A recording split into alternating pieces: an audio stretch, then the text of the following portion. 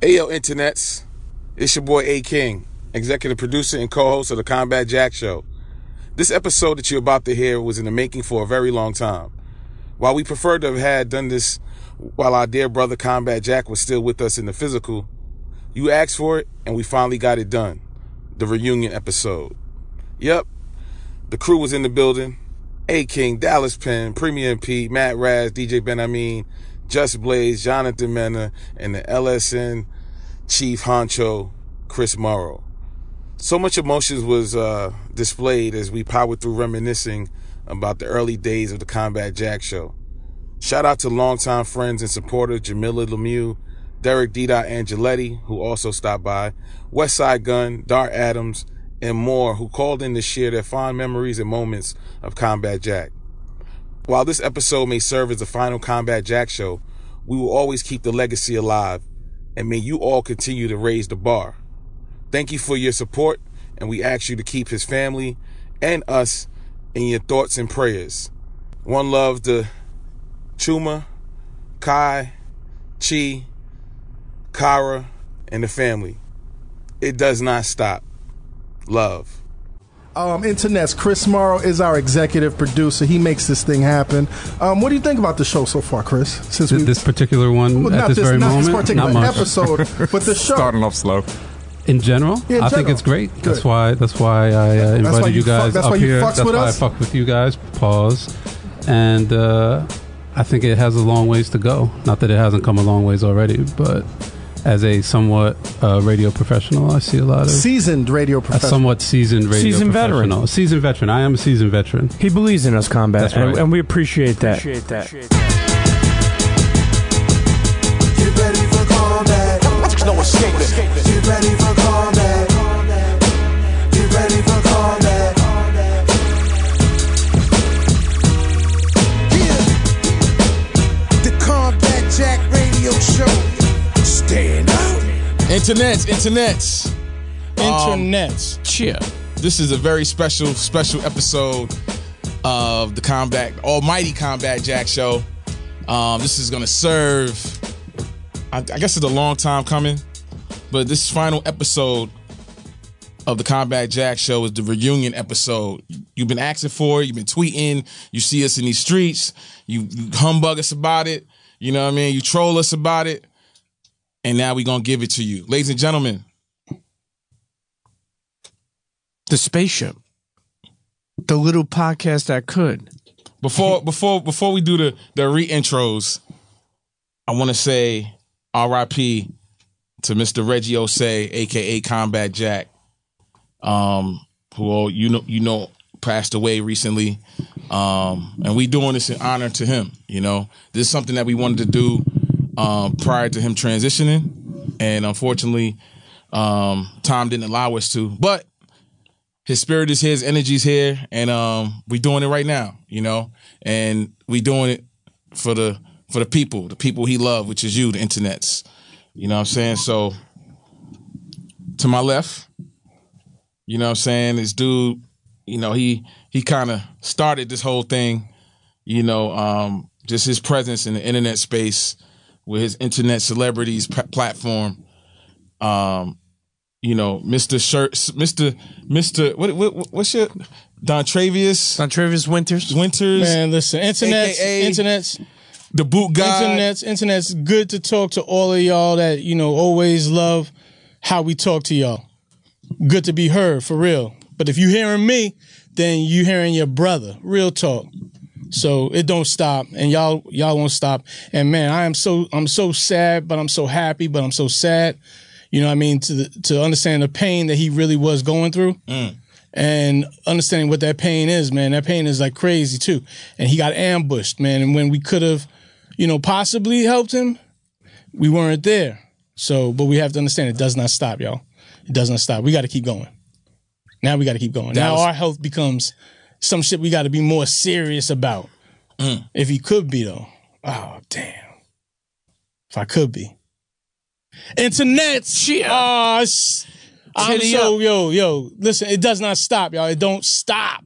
All right. And this is not any kind of preaching, but just seeing everybody in this room and understanding the individual friendships we had with Reggie Osei, with Combat Jack. And the things that he left with us empowered us. Oh, man, listen. Just great to be part of the continuity of hip-hop. Like, everybody in this room, y'all motherfuckers are hip-hop. All right? Y'all live that shit. Y'all believe that shit. Y'all put your life on the line for it. So, salute to y'all. Salute to everybody listening, man, that you continue to do it. I don't care how old y'all are. Y'all could be 10 years old. Y'all could be going on 100 years old. I want to see y'all going on 100 years old. Listen, you're smart enough. Technology is advanced enough. We should all be thinking about going for 100. Because for real, you can get in a cybernetic suit. They can do all kind of wild shit for you. Come on.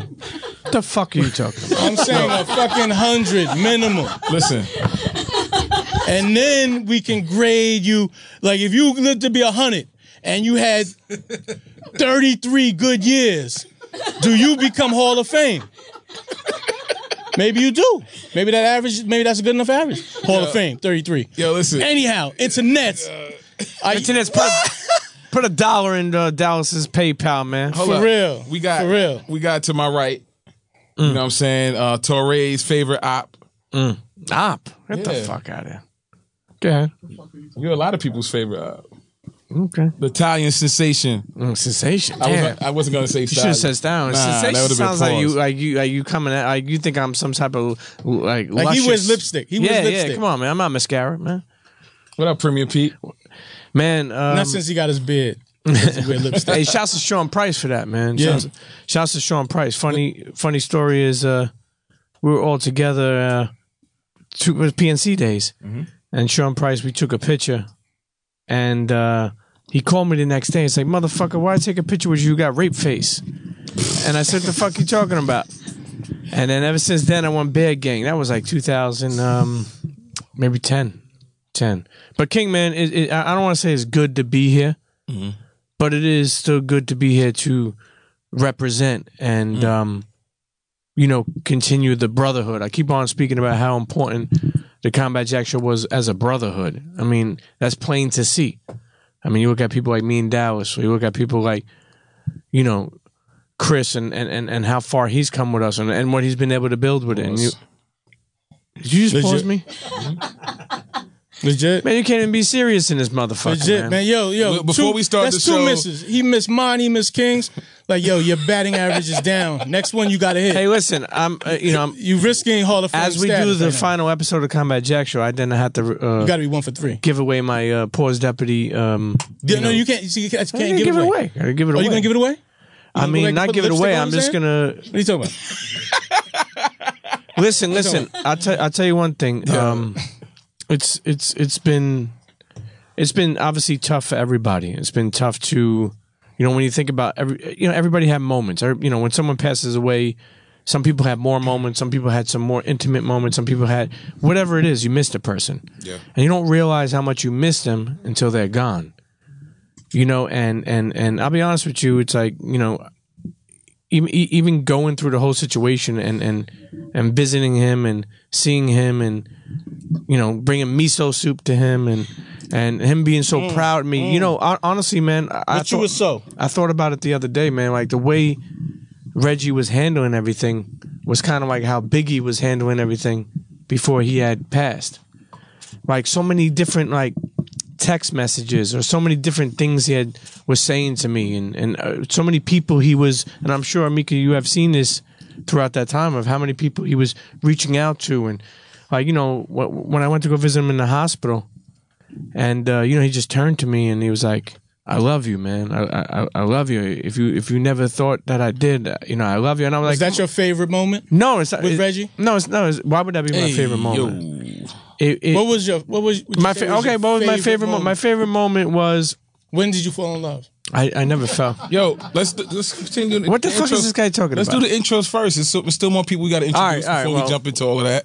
Yeah, all right, we'll come back, man. Fuck you, Dallas. I don't know. Piece of shit. I'm going to try my best to do this introduction if you guys help me.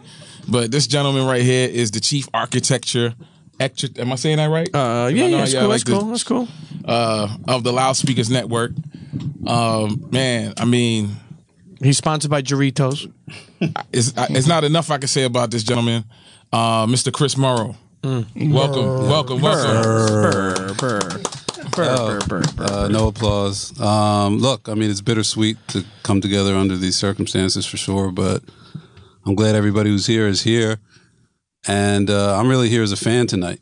You know what I mean? I started off as a fan of the Combat Jack show before I got down with everybody, you know. And then what did you learn as being a fan? Did you learn anything from being a fan? I learned that there was a place in hip-hop for middle-aged men. You know what I'm saying? Whoa. Well, do not pause So him, man. you went from being a fan Or to maybe women. being a friend. a friend. So, you know, like, I'm here tonight. I want to hear the war stories. The I want to hear backstories. the backstories. I want to hear the oral history of the Combat Jack Gonna show. hear the stories, boy. I want to hear how it got founded before I was even around. I want you guys to go back to the PNC days. Okay.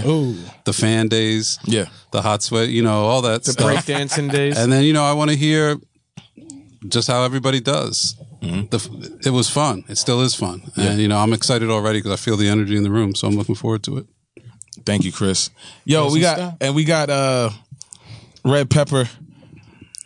red lemon pepper. Oh, the ginger? Mr. You talking about ginger? Yeah, that's the it. ginger motherfucker. He's talking about Mr. Rat. Rat. How dare he's not a rat. Wow. Can I have somebody else do my Freudian introduction? slip. I didn't mean it. Yeah. That's tonight's first Hold Freudian slip. on. You see what happened, right? I don't drink. I don't drink. Hold up, internet. The listeners I don't don't see, drink, but he's though. holding up a bottle of Before you sake. introduce the legendary Matt Raz, and Yes. I say legendary, I'm gonna tell you why. He is. The first time he came to the Combat Jack show that I seen him, this motherfucker pulled up in a 10-speed bike. Okay, 10-speed. That shit was called like a Ross. It was like a sky blue woman's 10-speed. It wasn't a Ross. It may have had the woman's frame though. I'm dead serious. No. Matt Raz had a man's bike. And honestly, I was like, I looked at Dallas and I was like, He had a man's bike. Who the fuck is this pumpernickel, red ginger motherfucker? And he said, yo, he got weed, leave him alone. I said, all right, no problem. Yo, Matt Raz, what up, baby? Listen, I'm here. I was actually trying to think of the last time that we were He's good. that we were all together on an episode. I don't even know when that was, but it's good to be back. Right now is when it albeit under was. the circumstances. Man, listen, it does not stop. Raz, you moved on. You found some of your privilege. We're not mad at that. We had good times together. You know, one thing I always remember that Combat did before we go into Those the nights intros? after a show we recorded and we be in a White Castle parking lot, Passed out, you know, talking about eating crab dreams, nibblers. you know, hopes over clam strips, Yo, you know what I want to say? One thing, Combat, the fish with cheese, not the chicken with cheese, chicken bro. with cheese also, yeah. You know what Combat? Both. Combat, like, Healthy. I always wanted to, like, when the Ginger show ale. became guest heavy. Hold on. When the show became guest heavy, he always felt like we needed to guess. But the barbershop banter was some of the most like audience and people worldwide love that shit. But here's the craziest thing I want to say. Combat used to always say when we used to do this type of shit we're doing now, his famous words are like, "Yo, what are we doing? Like, yo, what are we doing now? What are we doing?" Well, we're gonna take it. We're gonna take it to the West Coast. Our brother, and when we did have music, when we were a live format, which we'll get into that a little later. We had a DJ. You know, he's still part of the crew. We had Mecca from, but he's out here increasing his pay rate, his pay grade out on the West Coast. Benhameen, what up? Yo, what's good, family? How's everybody doing out there? We're good. Ben, for people who don't know you, for people who don't know you, internets, if you listen back into the catalog, Ben used to do a haikus. Do you have a haiku for us today? Nah, I got no haikus tonight. All right, well, I have one for you. Shut the fuck up. All right, there you go. Now you got to do a haiku though. Yeah, you should do one. Honestly, No, you got to do a haiku. I don't even know what the fuck a haiku is. That's Then why why you even say that shit. because it was something he did, and Reggie actually used to look forward to it. And then when he did it, Reggie looked at me like, And you "This don't kid's even know what a dick." haiku is. No. I had to listen. I had to Google it that night. Let me tell you something. The Combat Jack show made me smarter. Honestly. And what you got in there? You still don't know what a haiku is. Yeah, now I do. What is it? I don't know. Right. the poem. And you know, another gentleman. We got to introduce. We got two more people actually. but this gentleman is holding a cell phone in front of me. You know, he's false retired. You know what I mean? He's fake retired. Producer extraordinaire. You know, he's one of the beloved members of the Loudspeakers Network. You know what? The reveal was too soon. The reveal was too soon. I thought you said Just Blaze. Well, where's Just at? Well, I don't know where Just at. But would you give him? Wait, listen. How do you introduce someone and you go off? Listen, Just Blaze came on a Akira motorcycle. El Salvador's finest, Jonathan Mena. Jonathan Mena, what's going on, bro? Thank you. Retired podcaster. Retired what? Retired podcaster. No, you're not. Stop it. You know, Jonathan, before we get into a bunch of things, because we'll never get into them if we keep on saying that, the one dope thing about you is, and your story is, me and Dallas were doing Sneaker Fiends. Right. And then you guys stopped. And we stopped, yeah. But the thing is, you happen to get on an email chain. And it to me, that's amazing when you really think about it. You got on an email chain, and Combat said what to you when you got on this email chain? Oh, he wanted me to edit. No, I think it was for Dwayne. He wanted me to edit an episode, and I knew it wasn't for me. I knew it was for Dwayne. And you wrote back like, "Yo, I'll take care of it." Yeah, I did it, and then he hit me back. Shit. You know, one thing I will say is about somebody like Jonathan Mena. You know, not only you were at the right place at the right time. I don't have an R in my name, by the way. What? You don't have a what? Yeah, he gives it Menor. Hey, listen. Mena was a big piece of the show, honestly, because he was a person who could wear many hats. I think that's what helped us go to the next level, by so many people being able to wear many hats. I mean, even Chris Morrow, you know, Mena, what size fit did you wear? 8 3/4 probably. So look, let's go back. Let's go back. Chris Morrow said, "Look, new era." What was the start? You want to take it to the beginning? Well, I wasn't there. I think you should take it. How did this thing start? What was the initial conversation, or what was the genesis of it? So what happened was, you know, through my journey trying to break into radio, not really having any relationships, just trying to figure out a way post college to like get into radio, you know what I mean? Being that I did it in college, you know, I would apply for Hot 97, Power 105, all that shit, and nobody would holler back. I was like, all right.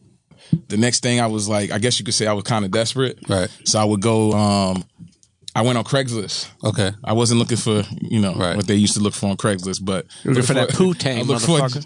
A job. Yeah. Hold on. I got to interrupt the story. There we go. Just Blaze, late as usual. Complete the Voltron assembly here. Yo, you can do what you want when you're popping, right? So this was an Akira motorcycle. Yo, hold on one second. Hold on. I don't even mean to cut you off, but yo, Just, let me ask you something. Yes, sir. I want to introduce him. Have you forget before you can reintroduce him? Let me reintroduce myself. You understand? Yo, have you ever been on time? To a show? No, not to a show. I mean, I got here before you guys started taping. I don't mean that. I mean, like, is it not cool to be like when you show up and you do things like you spin? Is it cool to like? Is there like? I like to get there right when I need to get there. Okay. Pete wants some more smoke. No, I want to know. So this gentleman that just walked in. No, not just walked in. He just walked in the room, but he was here. You know, he came along the show. I would say 2012. Why? Which was we'll get to that. And he embraced what we were doing, and we were fortunate to have him be a part of the show. 5 years ago? Yeah. That's crazy. And you know, without further ado, man, like this dude, I produce extraordinaire. I mean, Fucky Berg. Come on, man. Hit him with Berg extraordinaire.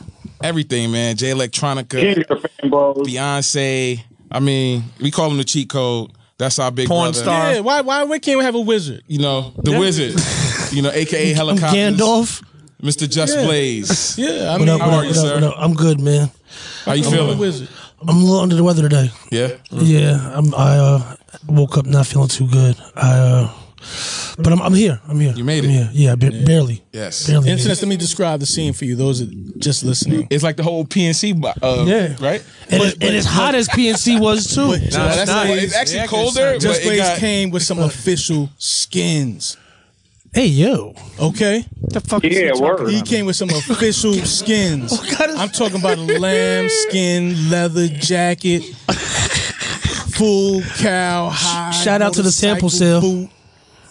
Internet's the cheat code. Yo, Combat Jack Show. Powered the greatest by question to Just is this. Yeah. Okay. Because and we'll go. Dream them for dreams. people. No, not dream them dreams. And then man up and Yo, that's the end. Then you them fuck. dreams. Why did you join the Combat Jack Show? Why did you join a team like us? It's funny because I actually just watched a video where somebody asked me that. I guess it was 5 years ago, and the answer still remains. It was a thing where when I got here, it was kind of just a bunch of dudes who, in different ways, I related to the conversation. It wasn't like your normal interview. It was just a conversation amongst friends who had similar interests. Whether it was fashion, comics, movies, pop culture in general, a little bit quirky and weird like me, you know what I mean? And it just kind of, it wasn't your normal, all right, I gotta go do a podcast. Like that's kind of how I went into it because I didn't know what the dynamic was gonna be like. And then once I got there, it was just like, oh, this is like this is barbershop talk. Sure. And that's what I liked about it. And, Just, do you have every possible thing lined up? Like, is it like one lane that somebody could drive faster than you? Yeah, having the energy to do something like this every week and be dedicated to it. Because you could just do something else. You could just go volcano surfing. Yeah, I could. I could go skydiving into a volcano if I wanted to. Right. I mean, with the proper equipment, not to go into on a casual Monday. Not right. Not go into it. You call that an adventure. I call that Monday. Well, just so the internet knows, you did show up to the Combat Jack Show not once but twice from a helicopter. Yes, twice, two times. And it's funny because it's like we're in the studio. This was up when we were up by Rockefeller, and I was like, Joe, Just, where the fuck were you? And you're like, yo, the helicopter, man, why you held me up? And I was like, and it's funny. I looked at Dallas. I'm like, yo, I think my fucking bank account is negative. This fucking guy shows up to a podcast from a helicopter. Dream those dreams. Nah, but really, ultimately, it was. I immediately felt a sense of just brotherhood, camaraderie. A lot of love amongst each other, and a lot of brotherhood, and brothers fight, but that's what makes brotherhood a great thing. You know what I mean? Yeah. You grow from that. And it was for me, it was one of those things where I would do things like take a helicopter. Like, I'm not going to get there on time. I had to take a helicopter. Yeah. Now you took it serious. You did take it serious. I'll tell you one thing. No, I definitely did. And but like I was saying about the dedication needed to do something like that, and what you guys did, or have been doing all this time rather. Like I don't even want to do a weekly party because of the amount of energy you have to take to put into something every week where you might not necessarily get the gain back. Sure. You might not make the profit that week. You know what I mean? You might have a not feel well. Yeah. You just might not feel. You just might not feel like doing it. Yeah. You know what I mean? Like, and I'm sure all of us who have regular, commitments and things like that can, that's something we can all relate to. But every week there was a new episode out. And it actually gave me something to look forward to be honest. And you did. So look, let me reel it back a little bit because we started and then we interrupted the intro and then I don't want to get off. During that time, we were talking about the beginnings, right? I went on Craigslist and I started looking around for opportunities, and I found one opportunity was Dumbo, Brooklyn. When you say opportunities, what are you referring to? Radio okay. Opportunity. And I thought it was some hole in the wall shit. I'm like, it can't be something that's dope in Brooklyn, right? Like to that degree. So I went there, had a meeting with a gentleman named Alex Norman, and he had a partner at the time, and it was a dope spot. With no air conditioning? Actually, not this. No, the spot that you guys seen was we had moved from this. We went on the 6th floor. Okay, so it was a smaller spot, still kind of sexy, but not with the balcony and all that stuff. Right. So we met. More square footage and the square footage too. The square footage of that space, that PNC space was. Oh, it's crazy. Yeah, of course. So, the meeting went well. I started doing the show. It was pre-recorded. Did like 5 episodes in one day. What was the name of that show? I don't know. You don't remember the name of your own show? No, I don't honestly. Jesus Christ. I think I just started doing it, and I was just so fascinated by just I'll jumping in. I'll name this podcast later. Yeah. So, Goodhead Jenkins. You heard it. Yo, you was on that podcast, Just Lost Jets. Goodhead Jenkins. What? Rhinestone Bell Buckle. Oh God! I was gonna get to that. I was actually. I wanted to bring Los Jetos jerseys for everybody today, but I couldn't get them made in time. We don't want to be drink champs. No shots. We're not gonna be drink champs. But if I don't say this, I'm gonna forget about this shit. Hold up, Dallas. Hold up. we have a video of Dame versus you. Shit. Okay. And you said never to release it. Yeah, it wasn't Can we ever release that thing? Nah, because you know what happened?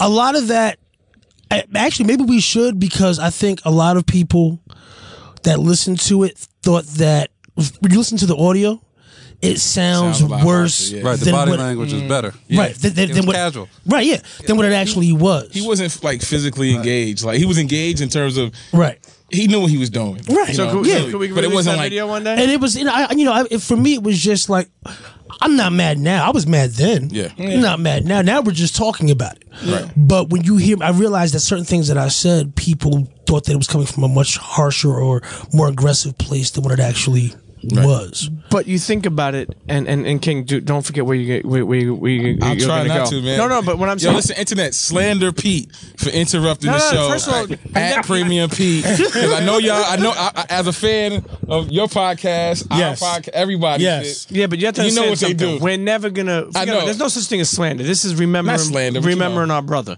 And I'm trying to let people know things. People may not know that there was a video of that. Right. And maybe one day we could put it out there. But forget about that for a second. Okay. The point I'm making is think about what we did, all of us in a room, and how much, even like you see right now, Questlove put an Instagram post up like, that Just Blaze versus Dame Dash episodes. Yeah, that was the inspiration for him, one of the inspirations for him to do Questlove his, Supreme. Yeah. Right. And you think about that. We were in that room. Who the fuck know, Well, I think that's a testament to what podcasting does. It allows you to have intimate conversations. Right. And I think with Yo, hip-hop... King, What's up? Before you go back, can I say one thing? Yo, Just Blaze, what's good? Is that Just Braids? Just Braids? I was Mr. American Gods himself. Just Braids, what up? What'd you say, Ben? Yo, back then I would have killed to have a weekly DJ gig though. So First of all, stop being thirsty. Yeah, but it's a lot harder than people realize, because it's not just a weekly DJ gig. Yeah. It's keeping the same way you have to keep it's a lot like doing a podcast. It's a the time same way commitment. It's planning. It's not even time. Don't get me wrong, the time is important, right?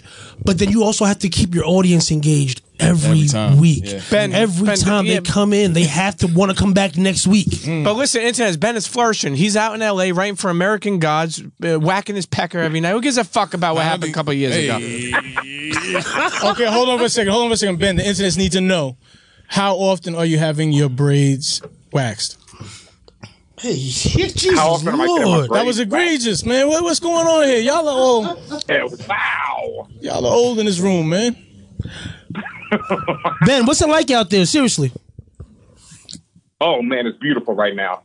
It's ups and downs like everything, but it's come on, man. I got to thank our brother once again, Combat Jet, for everything, because without him, I wouldn't be here right now. And it's a dream come true, yo. For people listening too, that's a great point that you make. You're on the Combat Jack show, what is you're DJing, and then after a while we can't use the music anymore. So then he thinks of an idea to do Fan Bros. And you're a super geek with the comics. You did a great job, you, Tatiana, Chico Leo, and a bunch of other people with the Fan Bros. But the Fan Bros, that Reggie was inspired to do that and gave you the loop for it. Actually, I don't want to say, it put you in LA kind of like doing stuff like that. Think about straight it. Up and down it is. Yeah, straight up and down. Direct. How did that end up happening? Like, because I didn't even know about that until I saw something on Twitter, and I thought I was reading it wrong. I'm like, no, Benhameen is not living in LA writing for American Gods. And then when we texted, not long ago, you told me, and I'm like, wait, what?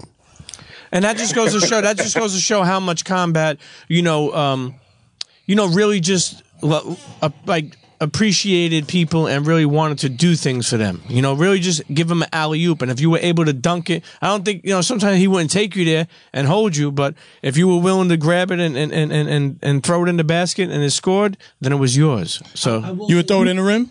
Yeah. How long were you holding that in? Pause. Man, it does not stop. So look, what were you gonna say? I will say one thing about that. Yeah.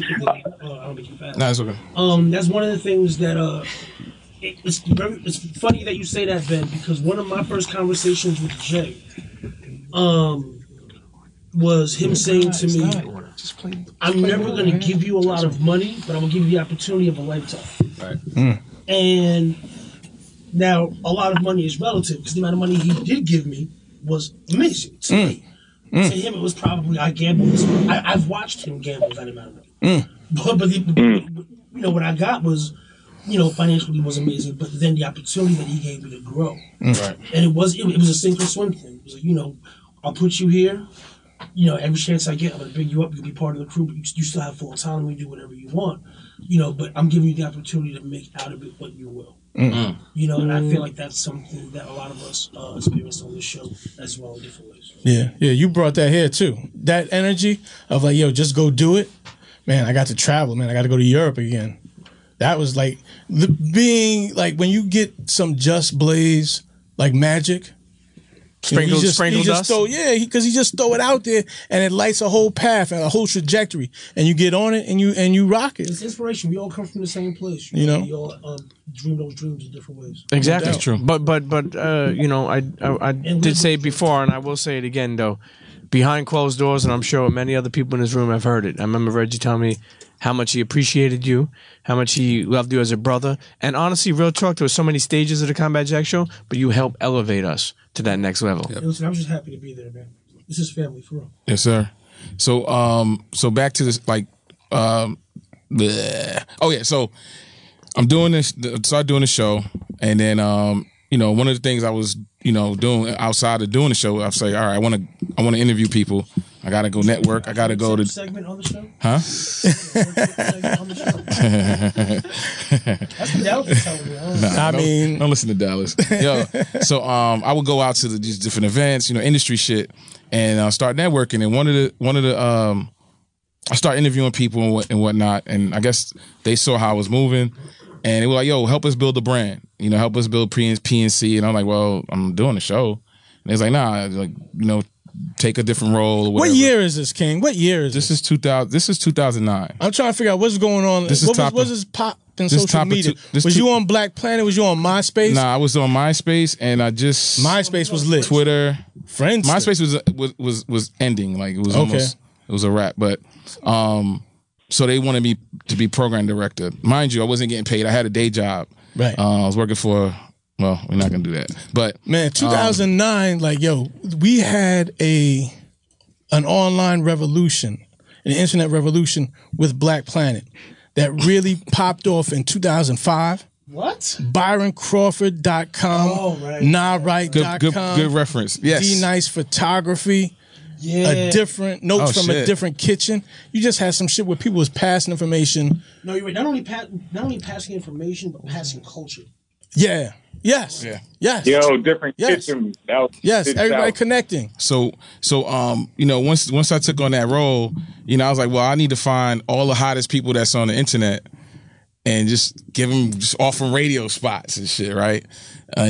So my idea was just to reach out to them, let them come to the space, because I can't sell it to them outside of them seeing what it is, right? And then that's it. So I think it was the Brooklyn Hip Hop Festival one summer, and I used to watch this thing called Internet Celebrities, which was helmed by Rafi Cam and Dallas Penn. And Casman. Yes. And Casman who? Pete? Bro, I shot your fucking friend out. Now you want me to give you his last name? Fuck him then. Keep going. That was the happy-go-lucky shit. Was it really real? Was that love really real? I was trying to show love, but now I listen, don't know. Kaz, Was that was trying to really sabotage real? you, bro. Was that love really real? So anyway, I seen Dallas. I was like, yo, that's the dude that do Internet Celebrities, right? So I was like, yeah, I got him. So I reached out to him. You know, I walked up to him. We talked for a little bit, and he was very evasive. He wasn't really like, it was hard to like talk to him. You know what I mean? So I didn't shoot my shot at that moment. It was until another time I saw him, and I hit him again, like, yo, boom, boom, boom, I want to talk to you, and he gave me his number. Pause, of course. Yeah, okay. Rock on. My bad. I was late on that. So no points for that. I don't get no points for that. He gave me his number, and then I reached out to him, and it didn't happen right away, but you know, at some point, I was like, yo, we talked about it on the phone, and I said, yo, I want to bring you in and have a conversation with you about this platform. All right. Listen, let me cut real quick. I know where you're going, but let me tell you something. I go to meet this dude, and the office that he's in, that he's occupying right now with this radio station, is an office I've already been to mad times already. Because there was city business that was conducted at the office one time, and then when that office left, there was a design firm that had that office. That's true. Yes. So I knew the whole layout of the space, and I'm like, yo, they have this space right here, and then y'all had that deck. And that was just like, yo, and I just thought to myself, man, yo, the deck is facing west, sun is dropping over Manhattan. You know what I mean? Boom, you know, you out here working. That you saw. Okay. Yeah, this is the space that you came in, you first came in. Hey, yo, thank you. Yeah, I mean, come on, it's egregious. So all night long for your man.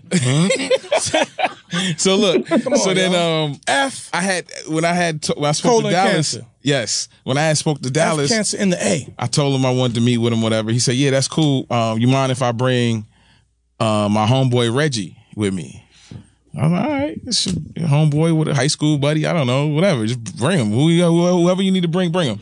So he came to the spot. He brought Reggie, and I remember Dallas walking in first. He was eating a Hero, you know, some kind of crazy sandwich. It wasn't from Subway. It was like a lot of mayonnaise, messy. Like it was like some Brooklyn shit. And you remember that? I'm laughing. So anyway, you know what I mean? We have to go. He felt, in other words, he felt comfortable doing that shit. Anyway, we meet Reggie, meet him, you know, talk with Dallas, you know, kind of lay it down to him or whatever. And no commitments, nothing like that. Just say again? Dallas have a sandwich? It was his sandwich. Yeah, Dallas was, yeah. So like, you know, it was like, all right, let's just continue the conversation. So before they left, Reg took my number and he said, "Yo, I'm gonna send you a link." And the link that he sent was a blog post for his platform, Daily Mathematics, and that's when he was utilizing to share stories about him as an entertainment attorney, not necessarily revealing that he was an entertainment attorney. He was just sharing these stories. As time went along, you know, that was through Byron. No, it was Daily Math. Yeah, that was his own page. Yeah. It was his own shit. And so a whole year went by. You know, we was trying to still figure out things or whatever. At some point, I also had reached out to Star and Star and Buck Wild to come on and do the same thing. And Reggie, at that time, now his status in the internet space had he leveled up. So we still was trying to figure out what we're gonna do in terms of their relationship to PNC. So he was doing the paperwork for Star. So we was trying to get some sponsors on board just to fund it or whatever. That fell through for whatever reason. But we still maintain a relationship with Star. And then like about 4 months after that, you know, Combat was like, yo, I'm ready to do this shit. DP, I'm ready to do this shit. You know what I'm saying? And that was probably that conversation was July 2010. And we started the show officially August of 2010. And what year did we have the BYOB barbecue? Yes.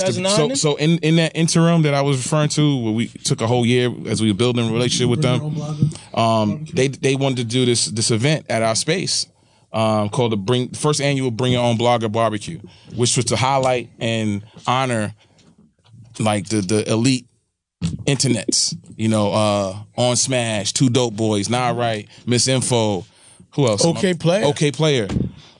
So we had all of these people, all these influencers and tastemakers in one hub. I don't think that's ever happened before. Like Karen Civil before she was Karen Civil. Wow. Miss Info. Mecca was here from Two Dope Boys. He was here in New York. I think 2 days. You know. But that was just catching that. Nah, right. SK, he don't go nowhere, and he was. As long as I've known SK, don't know the other. I think I've never actually met him. He was there. Yes. He was there early too. I remember he was there early, and I shook his hand. I was like, "Yo, man, just stay in the corner because once these rappers start finding out who you are, it's over." You know, Charles Hamilton was there, wow. And allegedly, I don't know, some internets. Maybe one of you guys could verify this. This was the time when he put out the video when he got snuffed by Mary J. Blige's niece. And I think he was signed to Interscope Records, and they told him they don't want him on don't do no freestyles, don't do no crazy shit, whatever. And he did it anyway. He went rogue with Craig G. He was good for that. It was Craig G and Charles Hamilton's rapping and shit. And Kid, what's his name? Potential? Not Kid Potential. Potential. The photographer, videographer dude. Okay. He took the footage of it. Right. And he asked him not to leak it, but somehow they found wind of it and he got dropped because of the. I mean, he probably got dropped from it more than that. He was dealing with a lot of things at that time. Yeah. I heard that he's back at it. Shout out to Charles. Yeah. So let me ask you, like, when you so you're starting the show. Yes. Was there ever any sense of like, this is what we want to accomplish, we want to turn it into XYZ, or it's just like, let's just fly? Yeah. Nah, I think it was more so, let's just, and I just want to add, I didn't want to be part of the show. Right. Because I was doing my own shit. I didn't know what it was. I didn't see a vision for it. Right. I just wanted them to be on board. Was there an inspiration? Like, were you modeling it after something? Initially I wanted to do a morning show.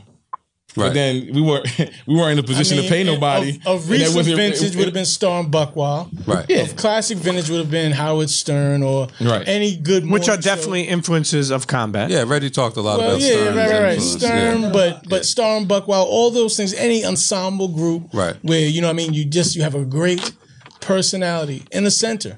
And it's difficult. I mean, you've seen that all the time, being that person in the center, juggling all these other personalities, all these other attitudes, all these other, all these other energies. That's right. So, but it was live too, right? It started as a live show. So it was a live internet broadcasting. So, I mean, we didn't have the luxury of editing. Right. That was also wild too, man. Because and we were so live, we was getting constant calls from Australia. Right. Yeah. Rob at Uncut. Right. Like this cat from Australia had his whole shit lined up. You know who was our first caller? Like, what is he doing in Australia but fucking Adams. killing kangaroos? Yep. Dar Adams was our first caller, man. Crazy. Wow. So it don't stop. It does not stop. And what up? Now I want to say the first thing about back when it was live. You remember also we used to have the chat room. Yeah, that's right. Oh, yeah, on the website. And the crazy thing about the chat room is there's more people in this room right now that could fit in the entire chat room. That's a fact. And we was, I mean, back then we was doing a lot of stuff without any organization in terms of, I'm not trying to tarnish, it's just that we had a janky website. Janky mics. It was like 50% done. But we still the love that we had to do this shit. And we went there every week. Wednesday, Thursday, whatever. Whatever that was. And then we stayed, not just recorded. We came early, stayed, then stayed for the upload. What was the time slot? 12 to 2 a.m. Midnight. Listen, midnight. People don't know that. King, tell them. Midnight to 2 a.m. Okay. Right on the record. What time do we get out of there? And two of the 2 to 4, 2 to 3:30, and only two of us had day jobs, yourself and me, right? Right. So like we had to get up like 4 hours later, but we didn't leave the studio till like 4 o'clock. Man, listen. So that was like treacherous. You know what I mean? Power down till 5, 6 in the morning. If we went to fucking stop at White Castles afterwards, I don't know about kill ourselves. But you know what? Kill ourselves. You know what? I want to thank the vision of you, King, the vision of Dallas, the vision of Combat. Because I tell you, when we were doing that, people don't realize in the beginning of the Combat Jack show, 12 to 2 a.m., we didn't get out at 4 o'clock. Fucking, I lived in Jersey. Everybody lived other places. We're driving home. Crazy. And you know what's so crazy? The next day you felt that shit. Felt it. But you came back the next week like, yo, give me some more. Yeah. So hold on. How did Pete get down there? Because I don't know the story, actually. So Dallas, at that point, as you see how he constructs his clothes, you got to have the matching. Hold on. There's like, 2 Combat Jack shows before Pete gets on. You mean like? Oh yeah, that's right. You got to have the Bring Your Own Blog or barbecue. You got to have Nah Right Radio. Nah Right. That did start was before. That's right. The linchpin for digital music culture. Yes. Okay. Simply because they understood the rubric of posting in the weblog format, that WordPress weblog format. Right. So they keep that shit popping, man, like once an hour, once 45 minutes, something like that. Not right. Yeah. And they would keep it so fresh and so popping. And still they would have comment threads, in the hundreds long of people talking about shit that happened 10 posts ago. Yeah. Right. So Nah Right was like this incredible just hub. And then Dope Boys came out, and Dope Boys smashed it too.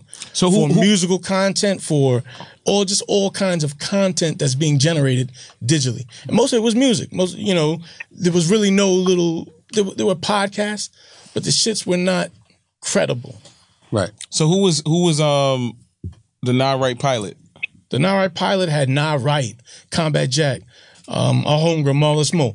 I sat in there, and I think we had Hoff from On Smash also in the booth. I don't remember. Shouts to Hoff. But it was official like that. Okay. And we just trying to find a rhythm, trying to find the intersection point.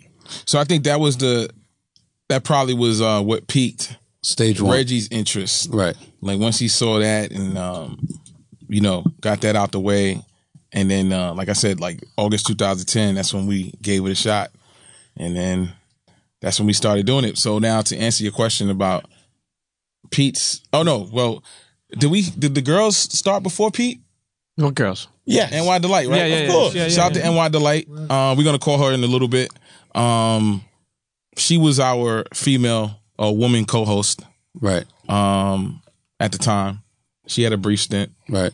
I'm not sure how long she was rocking with us, but listen. Was she the first one that got fired?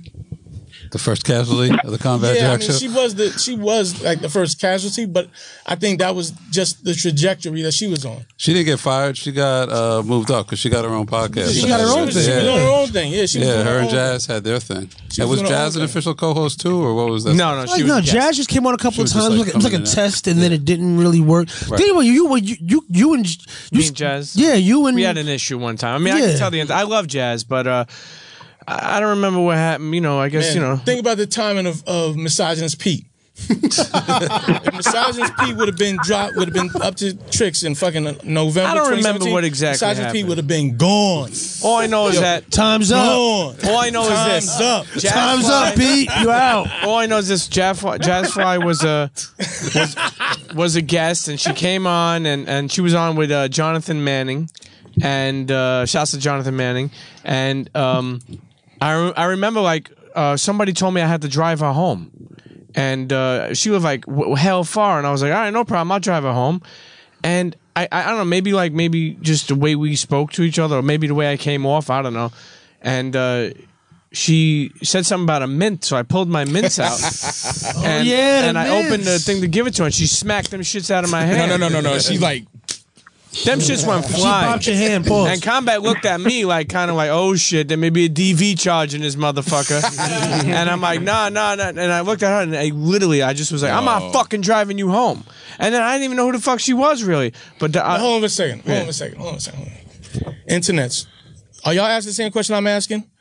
What precipitates a woman, big and bossy, albeit, but still big enough to smack a whole package of mints? A whole package. Where the whole mints come out of the opening into the other person's face. Yo, it got so quiet, you heard every piece just hit the floor. Every single mint inside that plastic disc exited the shit, hitting this dude in the face.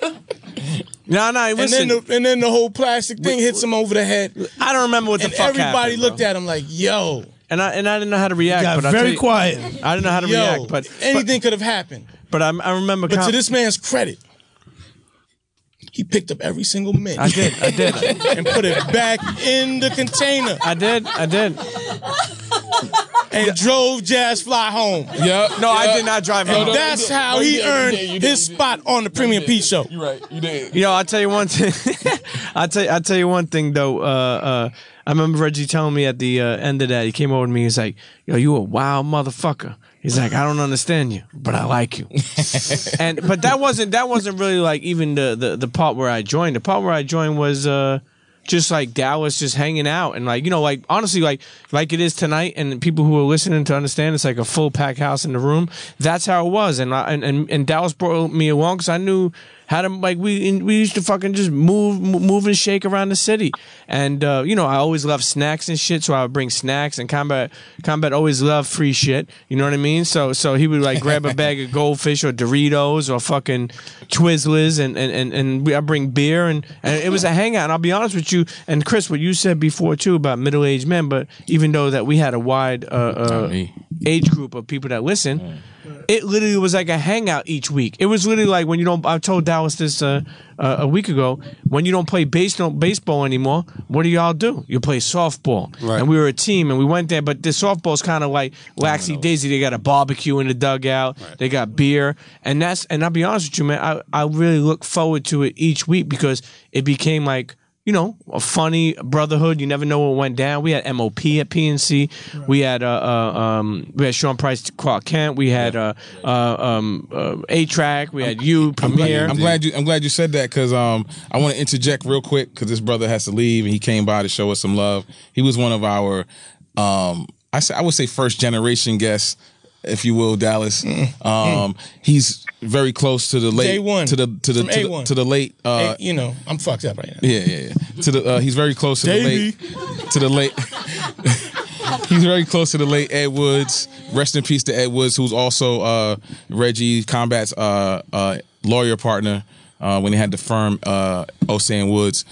This is none other than the legendary Derrick Angelettie, a.k.a. the Mad Rapper. Yo, like D-Dot. What up, D-Dot? Peace. Happy to be here. What's up, B? I hear you over there. Just Braids. I like that. That's the new, I'm going to use that. Just Braids. Just Braids? Yo, I know you got to run. What did you find, some of your fond memories of Combat and Ed Woods? Oh, man.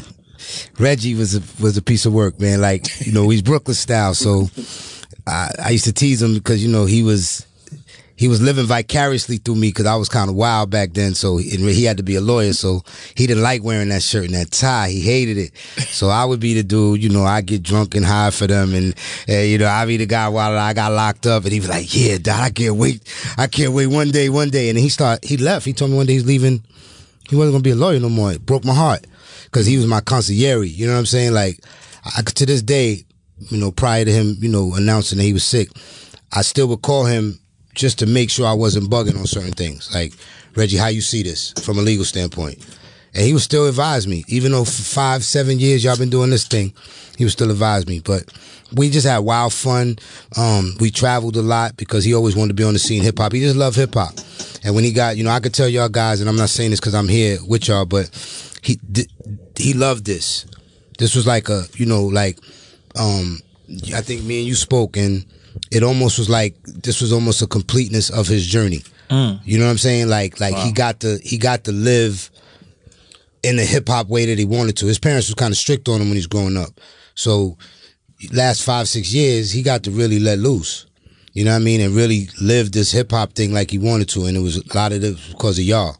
You know what I mean? So I want to thank y'all because y'all let him, you know, spread his wings, you know what I mean, in this world like he wanted to, you know what I'm saying? So he was a happy dude, man. He was at peace, man. He loved hip-hop. He loved y'all. He loved his kids. And I was just happy to be down with him. I knew him from 92. You know what I'm saying? So he was always on my team, you know what I mean, Brooklyn style. So tell him why you mad, son. Yeah, you know what I mean? and the crazy part is they when I first, you know, decided to do my label, he was hype about the Mad Rapper. He wanted to do a skit and all of that. You know what I'm saying? But I was like, nah, Reg, you got to stay my lawyer, man. But you know what I'm saying? But he had other dreams, man. I'm happy he got to do his thing, man, for real. Thanks for having me, by the way. For sure. D-Dot, man. Yo. Crazy cat. Yeah, I appreciate that, man. Just Braids and Just Brooklyn Braids. Appreciate y'all. Y'all love, man. Here you go. Salute. Love, brother. Yeah. Love. Yo, well, I remember D-Dot being in the studio in PNC. Producing. And he had bubble guts, man. That's Yo, what? The Rangers. Wow. Yo, I remember you had bubble guts. Every year, once a year, I'm still hospitalized because of that joint. He can't figure it out. Well, we keep you. Listen, we need you here. You understand? Appreciate that, but yeah, that came with YSP to PM. Yeah, that's right. That's right. Just Blaze records in the can. I heard. Yes, he does. But Rockefeller days. But you know, I do want to say something to what D-Dot was saying. When I came out of the memorial that night, some lady, some like small lady, like I felt like a basketball player because she was kind of short.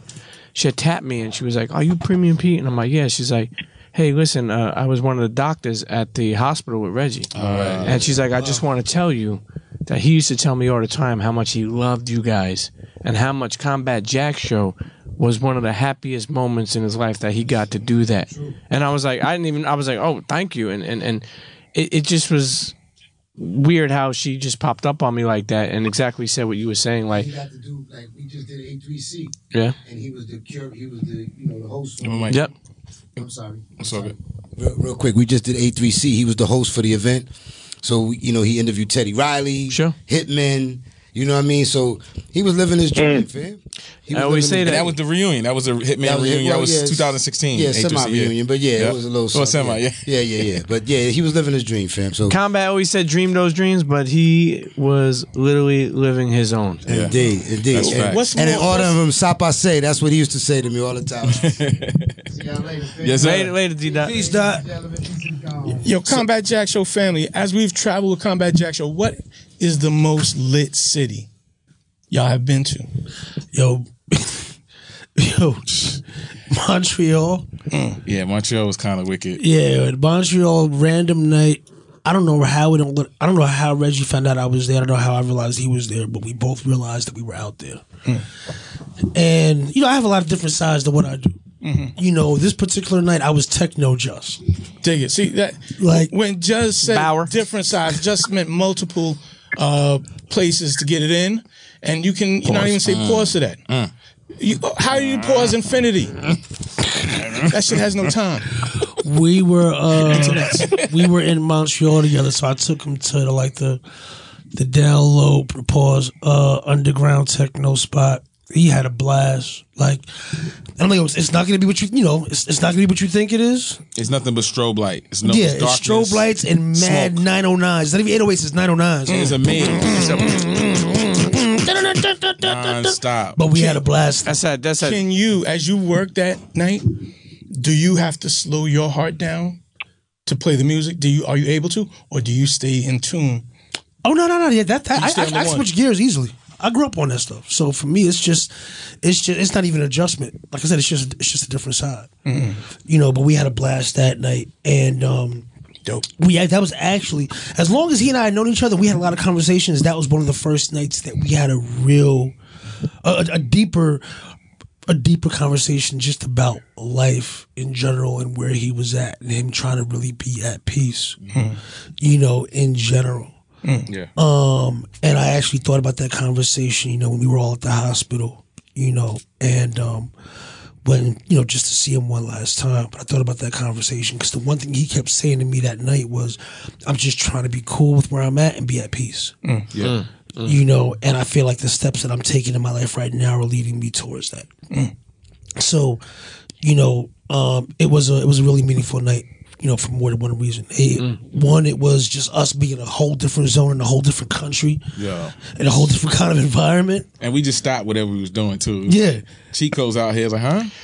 Yo, remember the first time we went to A3C as a Combat Jack show? You remember that? What about you, Raz? Remember that? Well, before we went to A3C, you remember we had the therapy episode, the first one, like a week or two before we went out. And I was actually just watching the videos that we had from those. Shout out to Ken Gibbs and the crew that shot all those back then. Exactly. And that's when we transitioned into being a podcast. That was the era 2013-ish.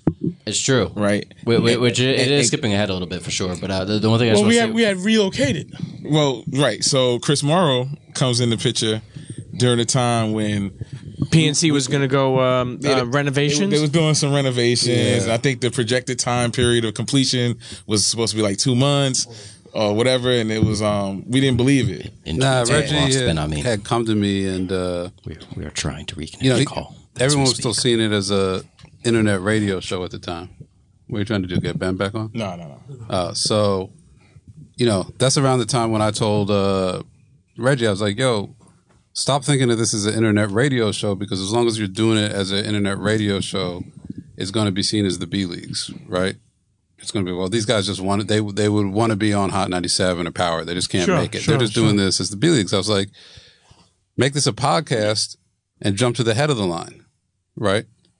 Fuck an internet radio show. What's an internet radio show? But a podcast, that's a whole different thing. So he's like, yeah, I feel you. I don't really know much about the space. But I was like, trust me, there's not much going on in the hip hop side of things right now. Like, rebrand this as a podcast. And he's like, well, PNC says they're going to, shut us down for 6 weeks. So the show's probably going to have to take a break for about 6 weeks.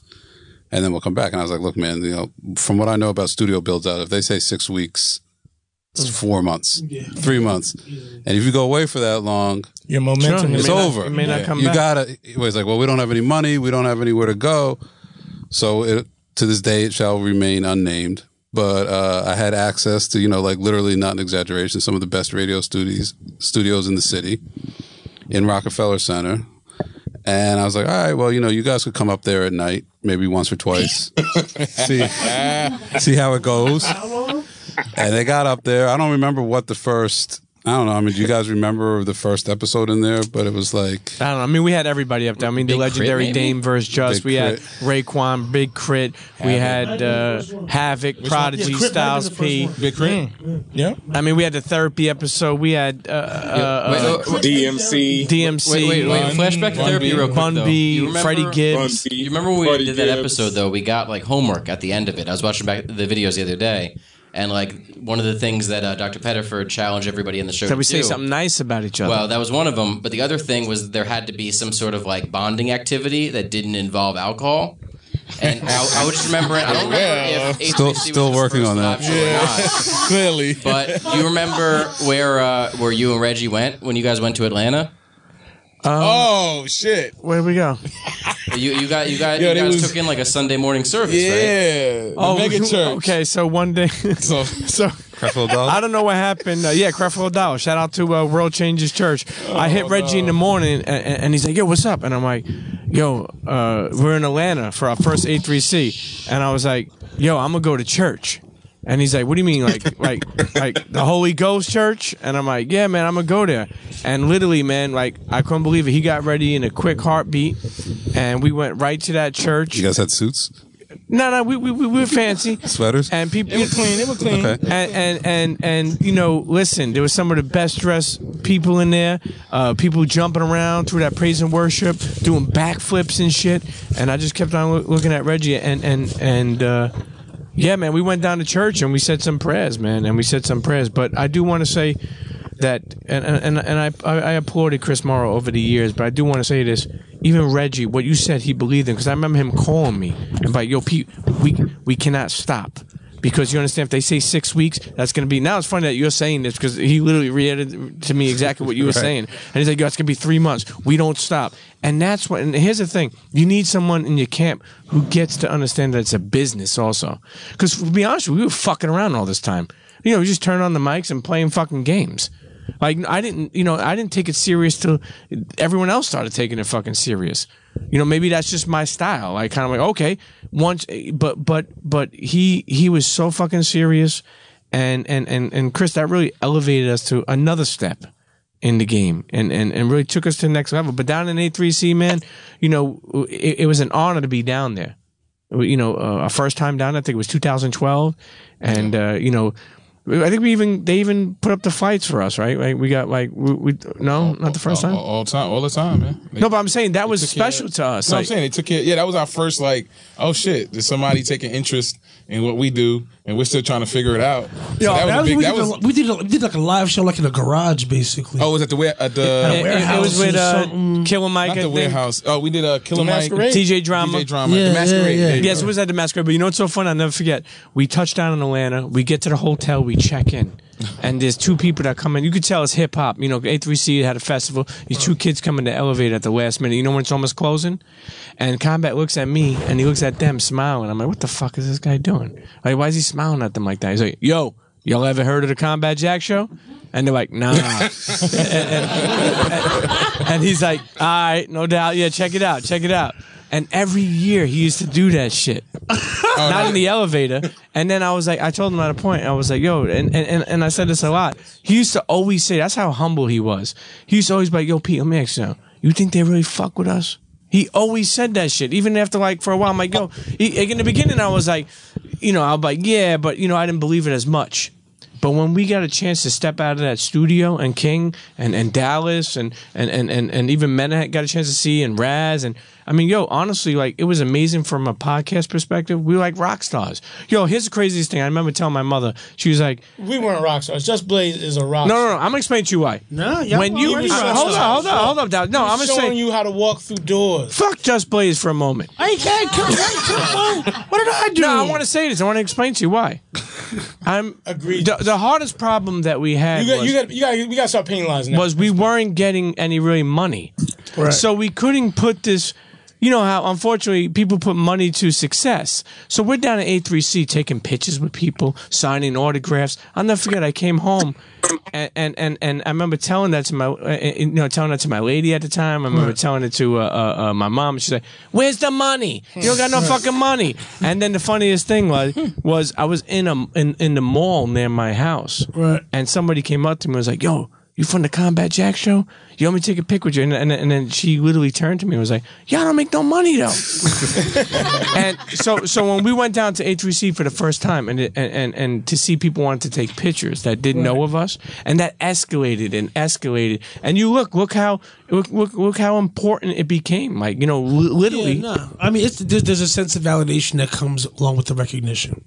Yeah. You know, and it makes you realize that, you know, maybe even if there's not a lot of money coming in, the respect is there, and the respect always comes before the money. Yeah. You know.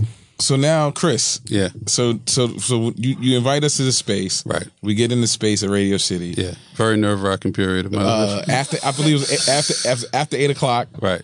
On the record days or whatever. Right. And we kind of went under the radar. It was after corporate was gone. I was expecting to get fired most days when I came in. Yeah. So you see us, you know, navigate. Risking it all. We getting these dope guests. We putting out this content. Yeah. We're hitting some strides. Yeah. You and Reggie have a But you gonna lose conversation. the other gig too? Yeah. Sure. Oh wow. You gotta remember. I mean, you know, I still don't want to name the name of the place, but it was very buttoned down corporate, right?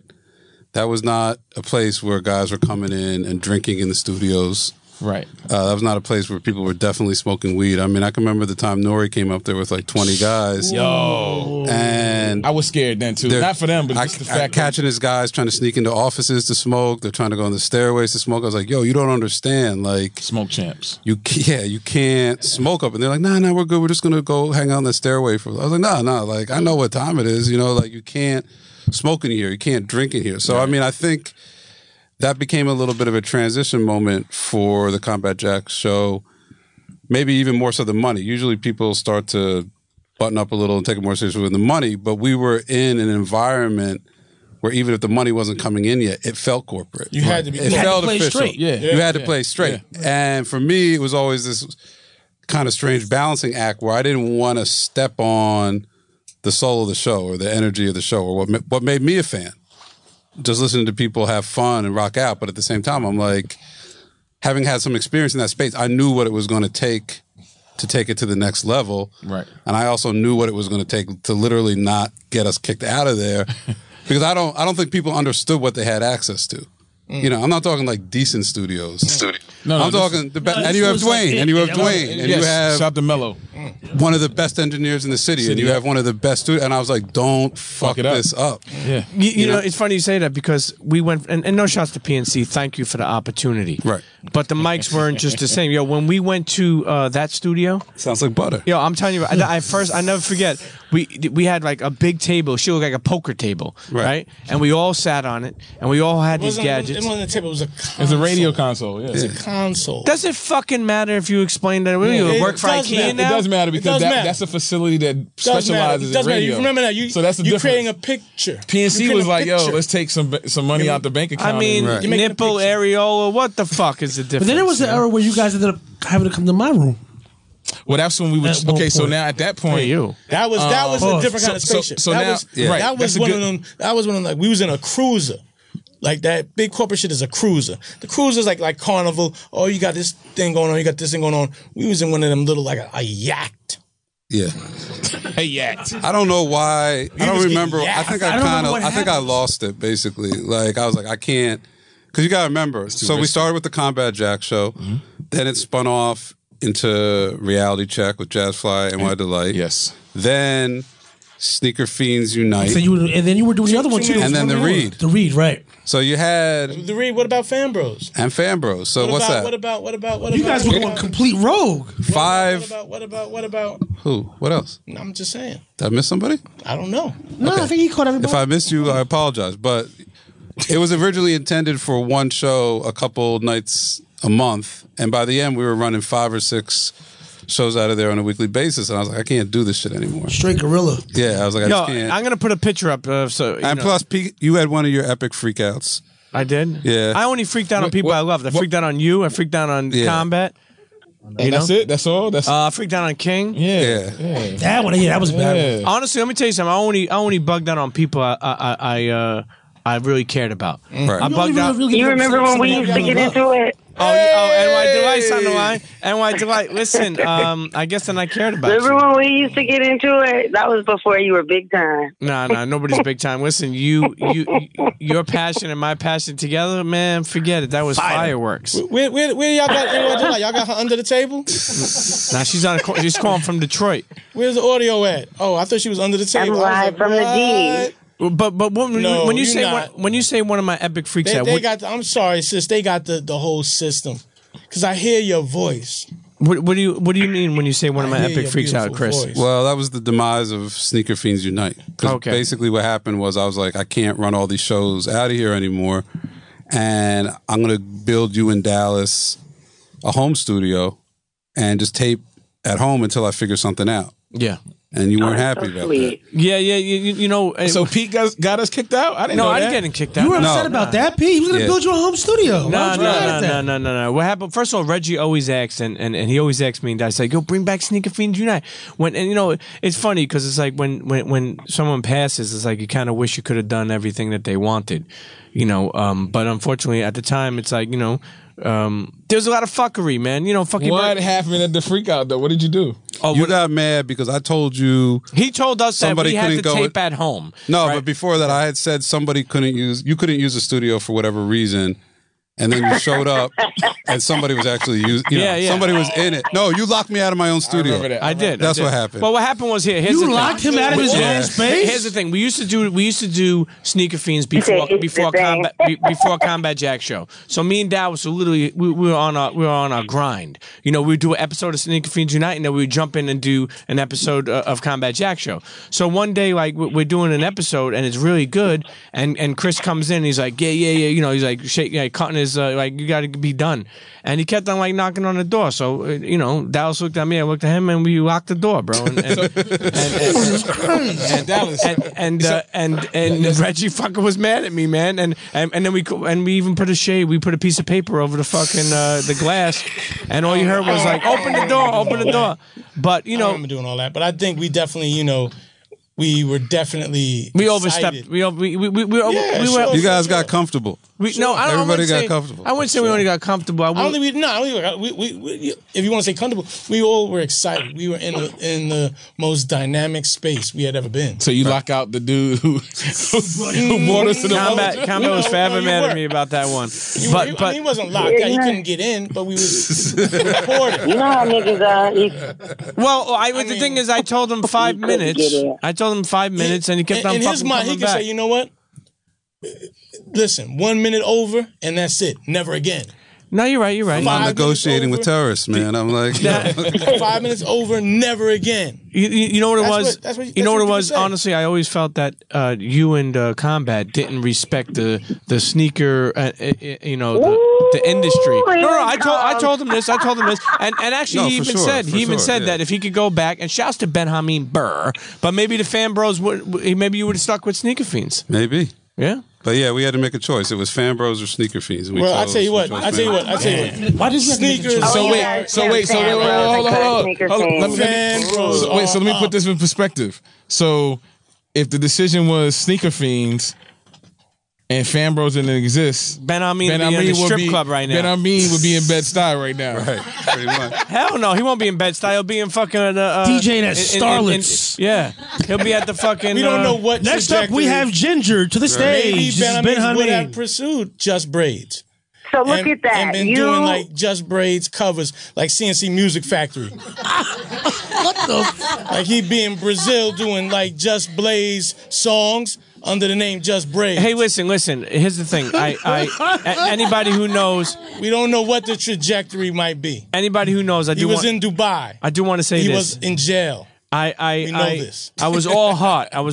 We fought like brothers. You were what? A lot of us fought like brothers. I was all heart. Yeah, you got all heart. A lot of us fought like brothers, but we loved each other. We cared for each other. You know what I mean? We stuck by each other, man. You know, and I mean that. And you know, it's like you look at these moments and coming at Chris, but look how far we come. You know, and he knows how much No, he knows how much. Legit. Even like Super legit. even know how like I've Talking about grown. distance. The Combat Jack Show helped me grown at a later age. It helped me meet people. Many. You're not the only one. You're not the only one. I'm gonna cut you off for a second. I'm not saying something. I'm not the only one. I'm just speaking for myself. But I do want to say No, I this. said I'm not cutting you. I said I do want to say this. I'm saying Hold I'm gonna on. cut you off for a second. I do want to say Because you smoke. We have. Listen, I'm gonna call you fucking feta cheese, man. Listen, Because one of the last conversations that I had with Reg, at the hospital, was about in regards to you. Oh, that's great.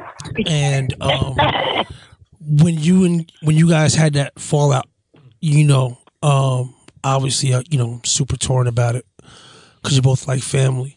But there were certain ways that he handled it. When I called him, I told him about himself. But you and I never told you about that. But I called him and told him about himself. And at the time, he, you know, fought back and was trying to argue back with me. And I kind of just said, listen, this is not a conversation. This is me telling you what I think, and whatever you're going to do from there is what you're going to do. But when he was in the hospital, he thanked me for calling him to tell him about himself. I think at that point, he told me, he said, I kind of lost sight of the people who were around us who were most important, and that was each other. And I'm like, what are you talking? I had forgotten about it, to be honest. She's like, remember that time you called me about Pete? And I'm like, no. And he's like, when you called me and told me about myself, you put me on the phone you kept me on the phone for a half an hour telling me how I handled it the wrong way. And I was like, oh yeah. He's like, that was one of the few times that somebody sat him down and said, sure, you're not handling this right. You need to look at what's important in your life in general. And it really made him realize how important you were to his journey. And he and I never had a follow up to that conversation. You know, up until that point, you know, when he did get sick. So I just wanted to pass that on to you. Yeah, no, I appreciate that. I mean, look, you know, we had to fall out, and sometimes you gotta fall out to get closer. Pause. But I mean, no. Well, listen. let me add to that. No, because this might tie into a lot of other shit. So the time when me and you were going at it during that whole when you in combat, whatever. One of the reasons why I stayed distant is because I would be dealing with it with him daily, talking about it over and over and over, whether it's phone, text, and it wore down on me because I'm like, ultimately, it's his decision. You know what I'm saying? And he did question it, but you know, he vented whatever he was feeling at the time and whatever. And Combat Jack had the most charm. He needed to have time to legit. In every transition that he's made, like hood charm. There has to have been a time where he just sat back and said, "All right, let me process this." And I ultimately thought that it would go a different way, and it didn't. And then, you know, as that time period had passed, I think he acknowledged that he handled it. That transition a little bit. He could have handled it a lot better, you know. And you deserved more in that regard. You know what I mean? So, but you know, with that being said, we know homeboy. Well, I'm gonna let the internet know. He's one of the most stubborn, lovable dudes. Of course. But I'm gonna let the internet know. It's like once he do it, it's like. He's not gonna, listen. You know. We I always say we made history together. Like we went on some run together, and we done so many things together, and we fought like brothers. And then you obviously know one of the hardest situations of separating from the show at that time was I never wanted to leave. Right. I loved Reggie like a brother always.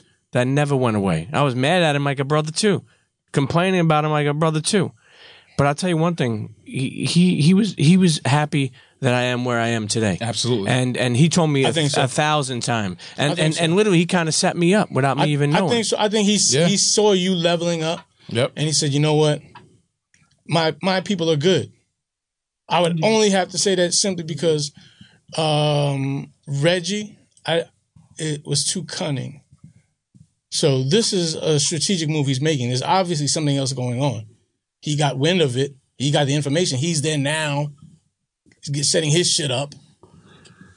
But here we are, left. What did he leave you with? Right. Well, I mean, I can say, having had the convos with him too, he was more than happy to see you get up. He wanted it. You know, like that was the intention. Because, you know, a lot of time when people have a falling out on a business level, they actively block the other party from making moves. Yeah. Whether it's known or subtle or behind the scenes, they block you. Yeah. And that, you know, it was the opposite. It was like, yo, what can we do to set Pete up? Mm-hmm. And at first it was the convo like, yo, go out and you sell this, you know, like, but the conversations weren't like, fuck this dude. It was like, yo, what can we do? Granted, what's happened has happened, but what can we do? You know, and I can say that's what he wanted. So, Dallas, I want to thank you, man, because if it would have been any different, it probably would have hurt more as loving this guy so much. And you could pause me, but loving him as a big brother. I never had a big brother. I remember if anybody listens to the therapy episode, I tell him like, yo, I look at you as like a bigger brother. And Dallas brought me to the LSN party where I was like, man, fuck, I'm not going to go there a year ago. Prince Pete is not shedding real tears. No, yo, Dallas brought me. Listen, Reggie. Dallas brought me but to the LSN party a year ago. Right. And Combat, I don't know, whoever follows, you know, the movement, Combat put a picture of me and him up. And people were always asking where I was. And when he put that up, and people were happy to see that, but the next day he had texted me, and I'll read it to you, I still have it here. And he wrote, Pete, one of the greatest things I experienced this year was rebuilding with you this week. Your presence really made me happy. Let's move forward, family. You are my brother, and I never thought otherwise. Thank you for everything you ever contributed to what I have done. I want to move forward, and I want to make sure you get everything you deserve. I love you. Wow. And hold up. And then hold on. When did Reggie send that? After he died? That ain't even funny.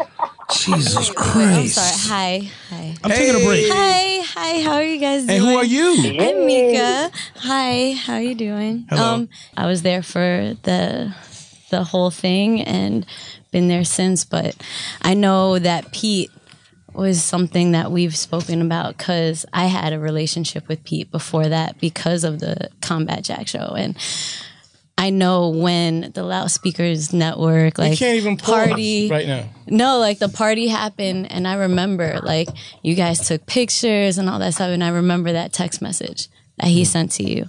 Like, he fucking loved you. Like, for real. Like, I'm not gonna front. Like, everybody that's in this room right now, like, it hurt. Like, I love it. It makes me cry. No, don't. It makes me cry because I know how much he loved every single person in here and how much he spoke about every single person and how important you guys were to him.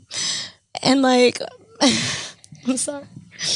Like, he loved all of you guys so much. And like, Pete, I know you had your differences, but he fucking loved you. He loved you so much. And he would talk about you all the time.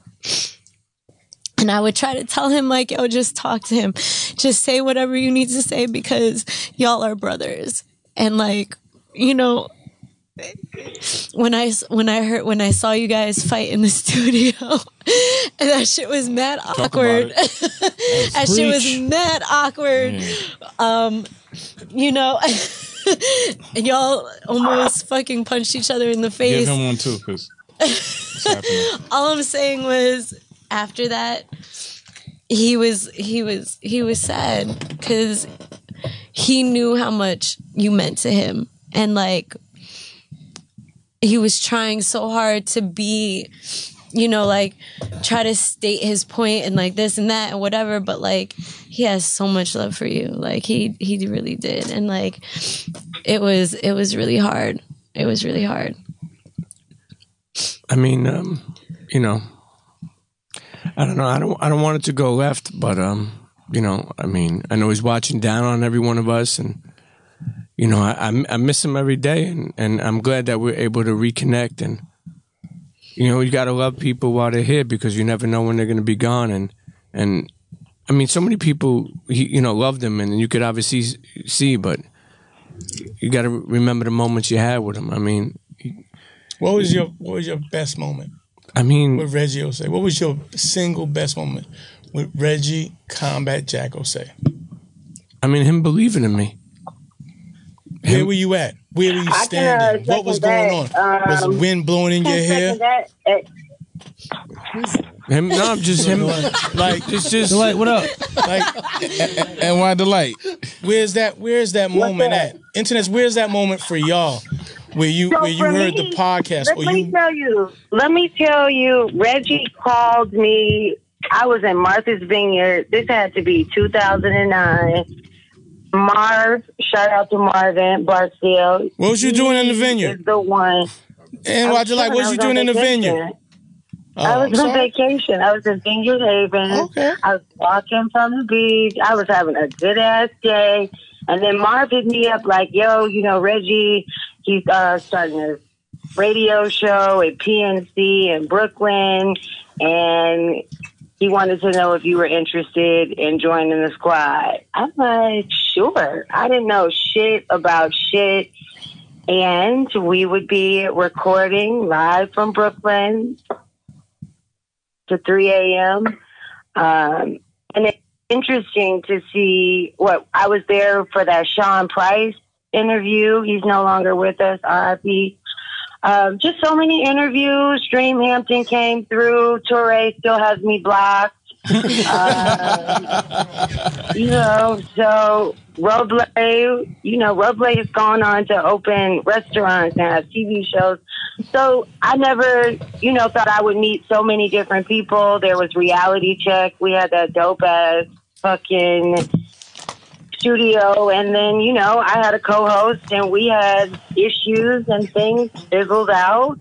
So, but, I really appreciate Reggie giving me an opportunity and believing in me. And hell, I fought with Reggie.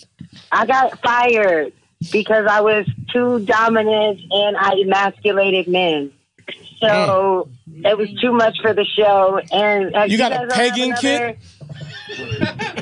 Were you the first one to get fired?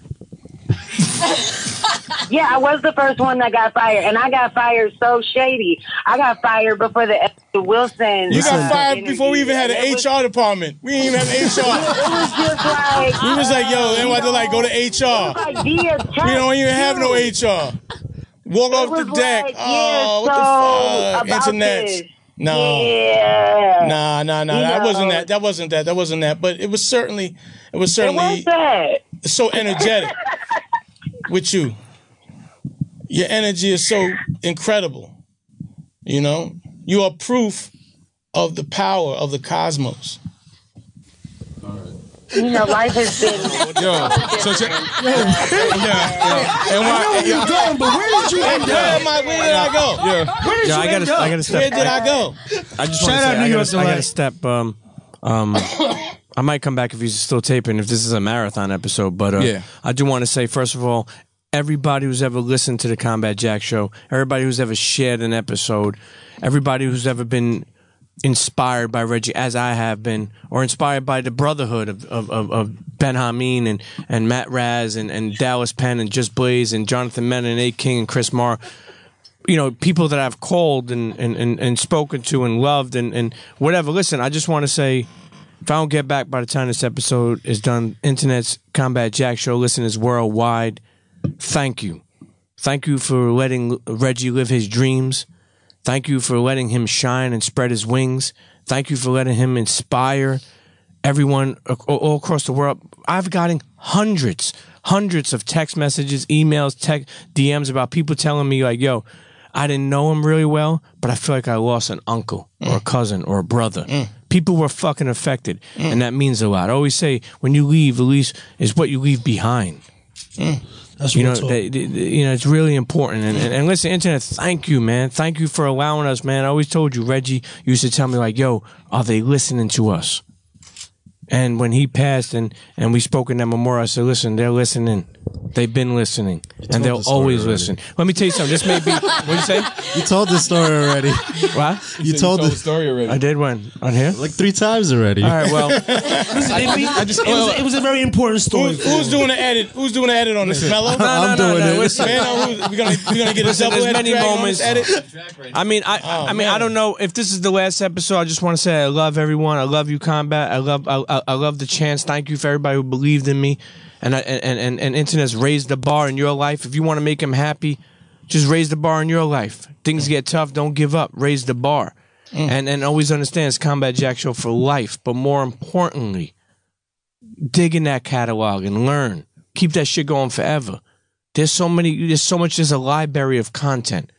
We documented so many years. Keep that shit going. And I don't know if this is the last episode, then let it be that. But I'm sure there will be ways that we can let his legacy live on. For sure. And I don't know what that may be, but stay tuned. And Well, listen, I just want to say it's not over. I'm just taking a step out. it never stops. Yeah. We love you, Pete. Hope you come back because you're doing a lot right now. You know, you got like 4 episodes you're doing yourself.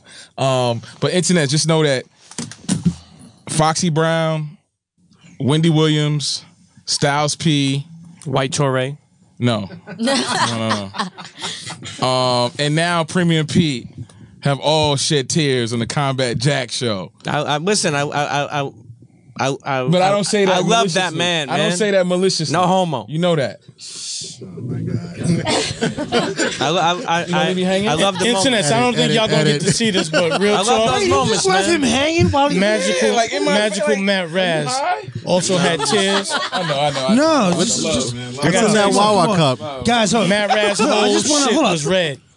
Listen, Premium Pete. let's Love you, brother. Love you. Love you too, man. I'll be back. Matt Raz Chris Morrow, became thank the you, whole bro. color of his beard. Wait, what you say, Ben? Ben, what you say? I said, love you, Pete. Yo, I got a haiku. I got a haiku for you, Benhameen. You ready? Oh gosh. Oh my God. Your haikus sucked.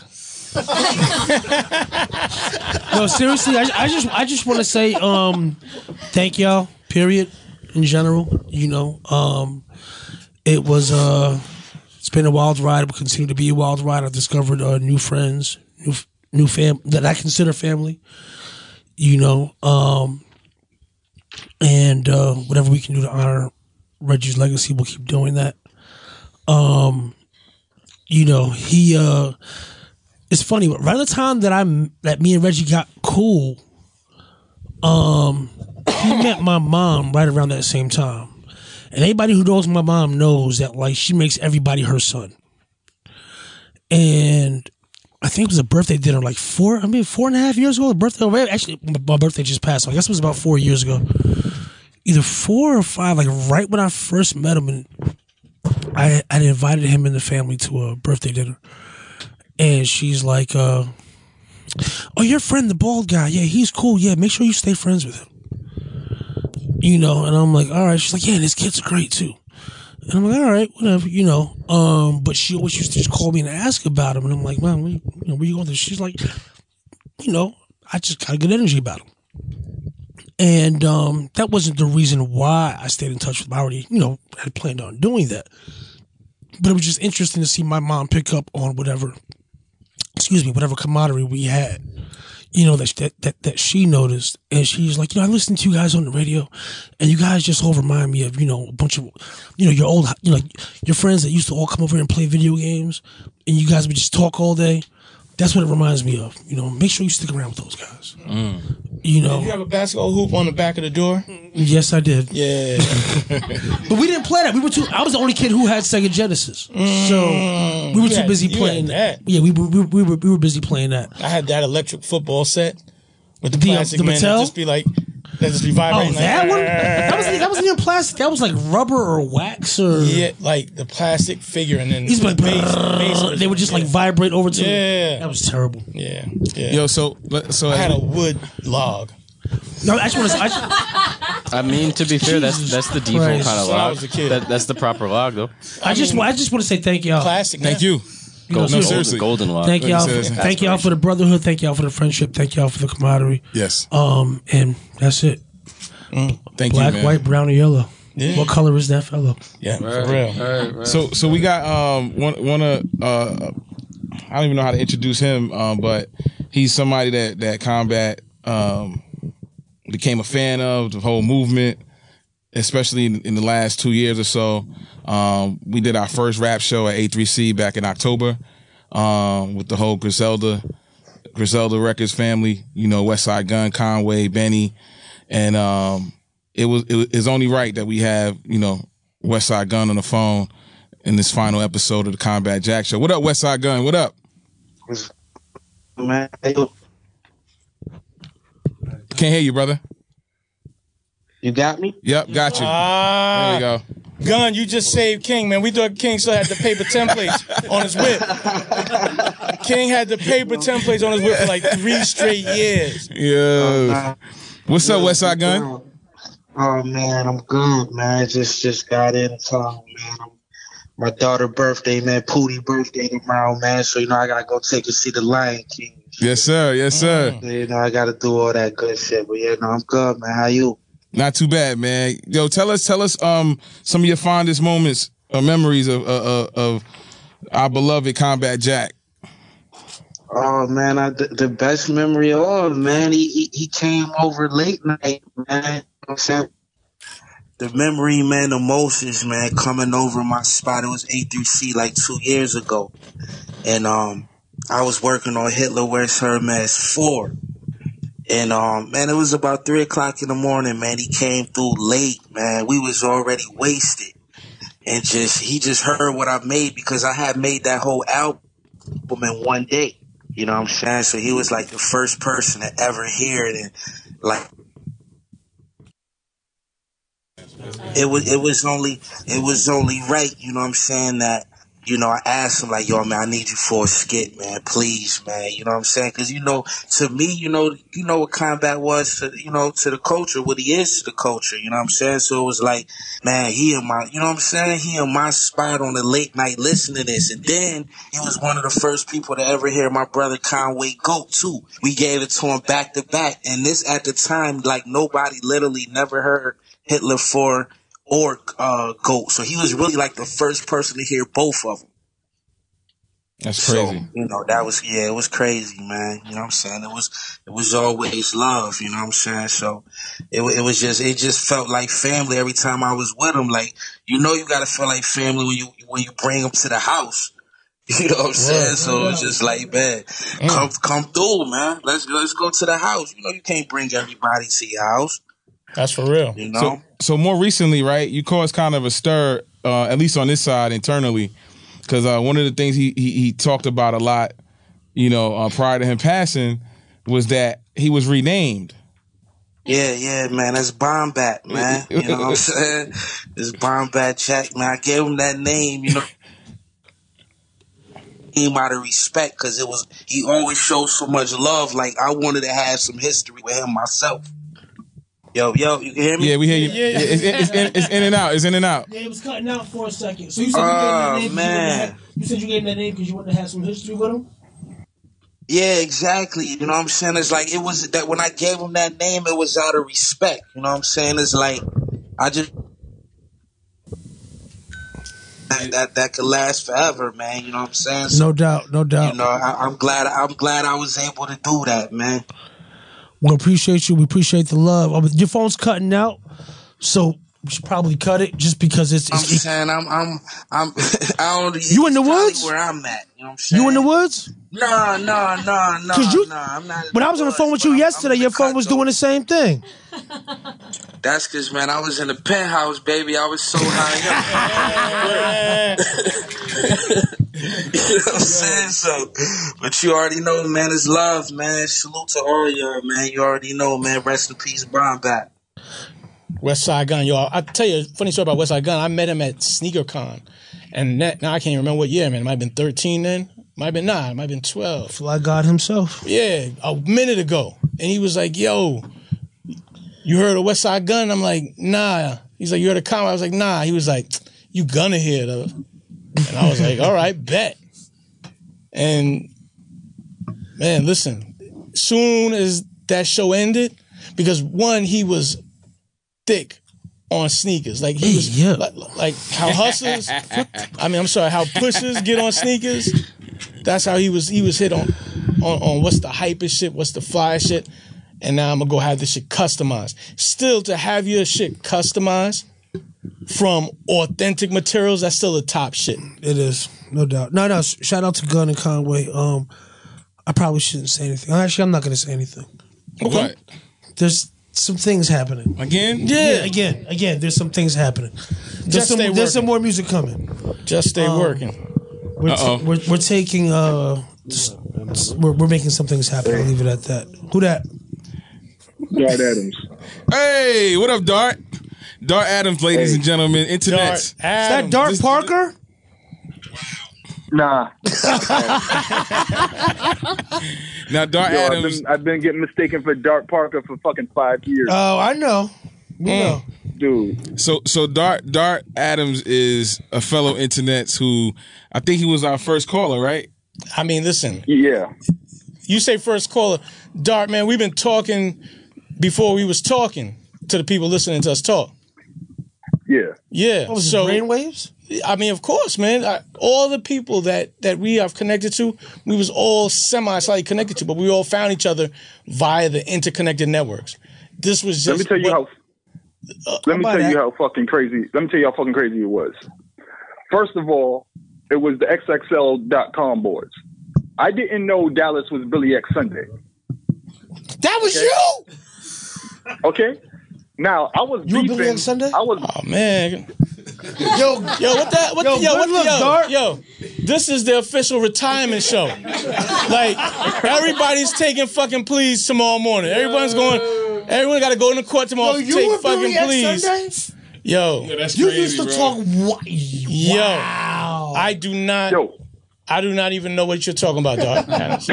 All right, so I was beefing with Bull, Brian Crawford. Me and this dude would beef back and forth all the time. Now, Combat originally starts posting on his joint. And he goes of course, everybody knows he goes to Sycamore. Now, at the time, Sycamore posted my shit up on the XXL blogs, which started my whole fucking blogging career. Wow. Yeah, Sycamore. Sycamore. Where's Sycamore right now? Sycamore is executive right now. I know. Yo, the revenge of Sycamore? Holy shit.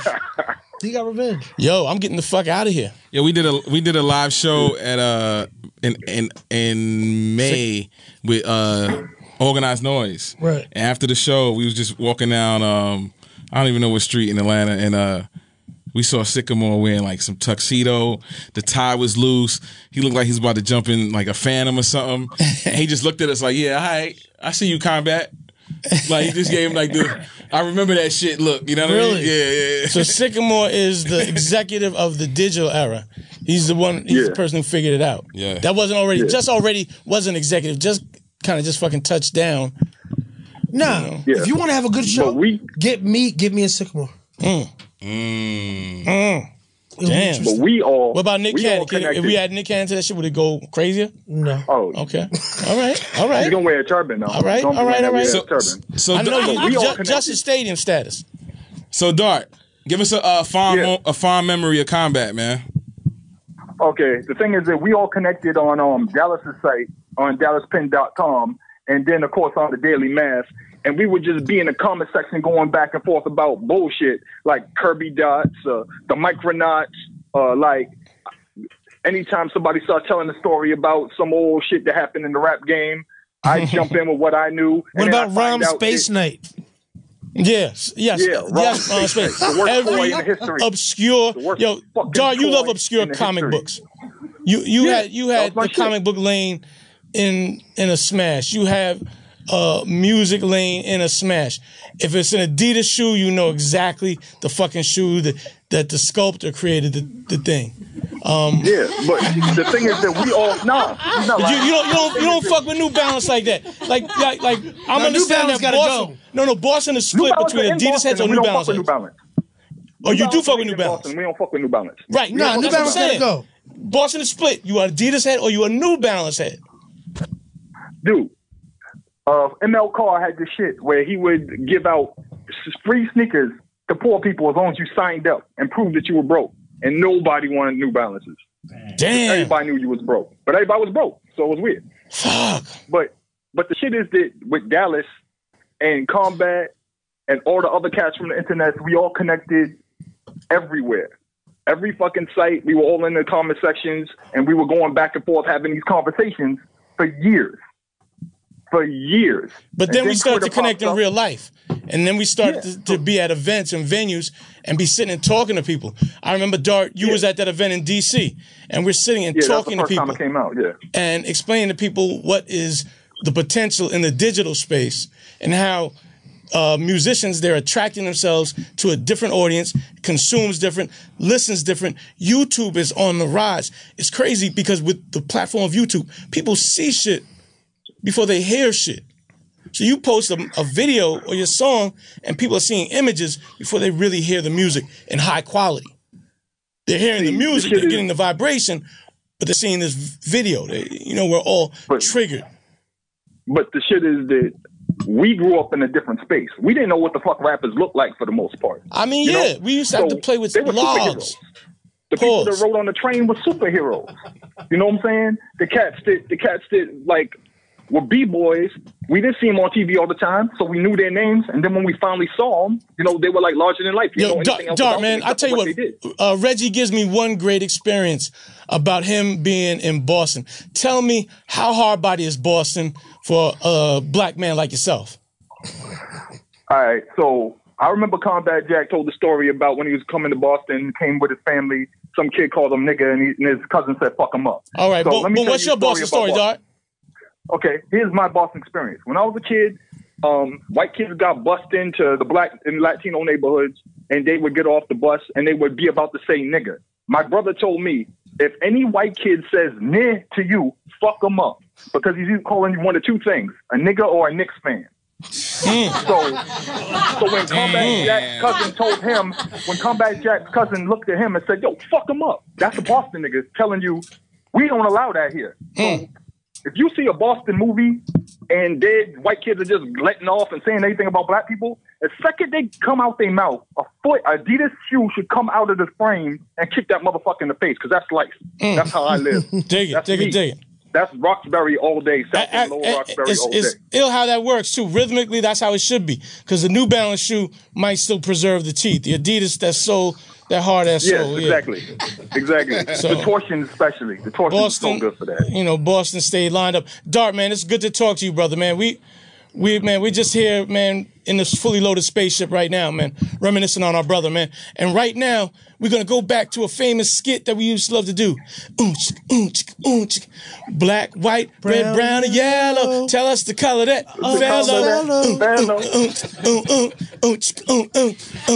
Matt Raz with the news. What's up, Matt? Oh, man, no news, just a classic game. All right, let's do it. All right, I got a couple. First up, Yes, you're here. All right, we got a Florida man who got pizza delivered to his apartment, ended up getting himself delivered to jail. I've already seen this one. Cops were stalking out the place to question him on charges of attempted murder. Basically, this guy, name withheld, got into a drug dispute with, he fired 2 gunshots, Mr. Mark, drove away in a dark-colored sedan, and basically deputies tracked the vehicle to an apartment complex, and they found out a delivery driver who had just dropped off a pie with a guy named Boogie. Boogie. The name is kind of Boogie. What's the spelling of that? Classical spelling. Classical spelling. Okay, thank you. Can we ask for some hints, questions in this? Well, we I would like to know what was on the pizza. Well, we have a geographic location. Yes, that's already given. I'm not going to ask that. I want to know. We don't know what toppings were on the pizza. Pizza toppings undisclosed. Pizza toppings undisclosed. Okay. Pineapple. Pineapple and ham. Okay. That's it. Okay. White, black, brown, yeah. Tell us the color of this fella. I'm gonna go with brown. I'm gonna go brown. I'm gonna go with the Latinx. I go with brown too. Let's go Latinx. Brown. Latinx because it could be Latin O or Latin 1. You see what I'm saying? The binary, how the binary code works. But Latin X means it could be either. Or the same. Matt, what we got? All right. Well, that was the warm up. You guys, all 3 got it. Number 2. Wait, what kind of brown? What kind of brown? Yeah. No, the kind of. Who got political with it? Luis Marino. Yep. Okay. We got to think of another. Wait, though. Newkirk? That's like Juan Johnson. So I'm saying 2/3 brown based on the name. He could be Dominican. Newkirk is really throwing me for a loop. I'll be honest. Yo, you kidding me? You don't think there's no Dominican kid named Newark Stacion? Oh God! All right. You from a combo? You can have any name you want.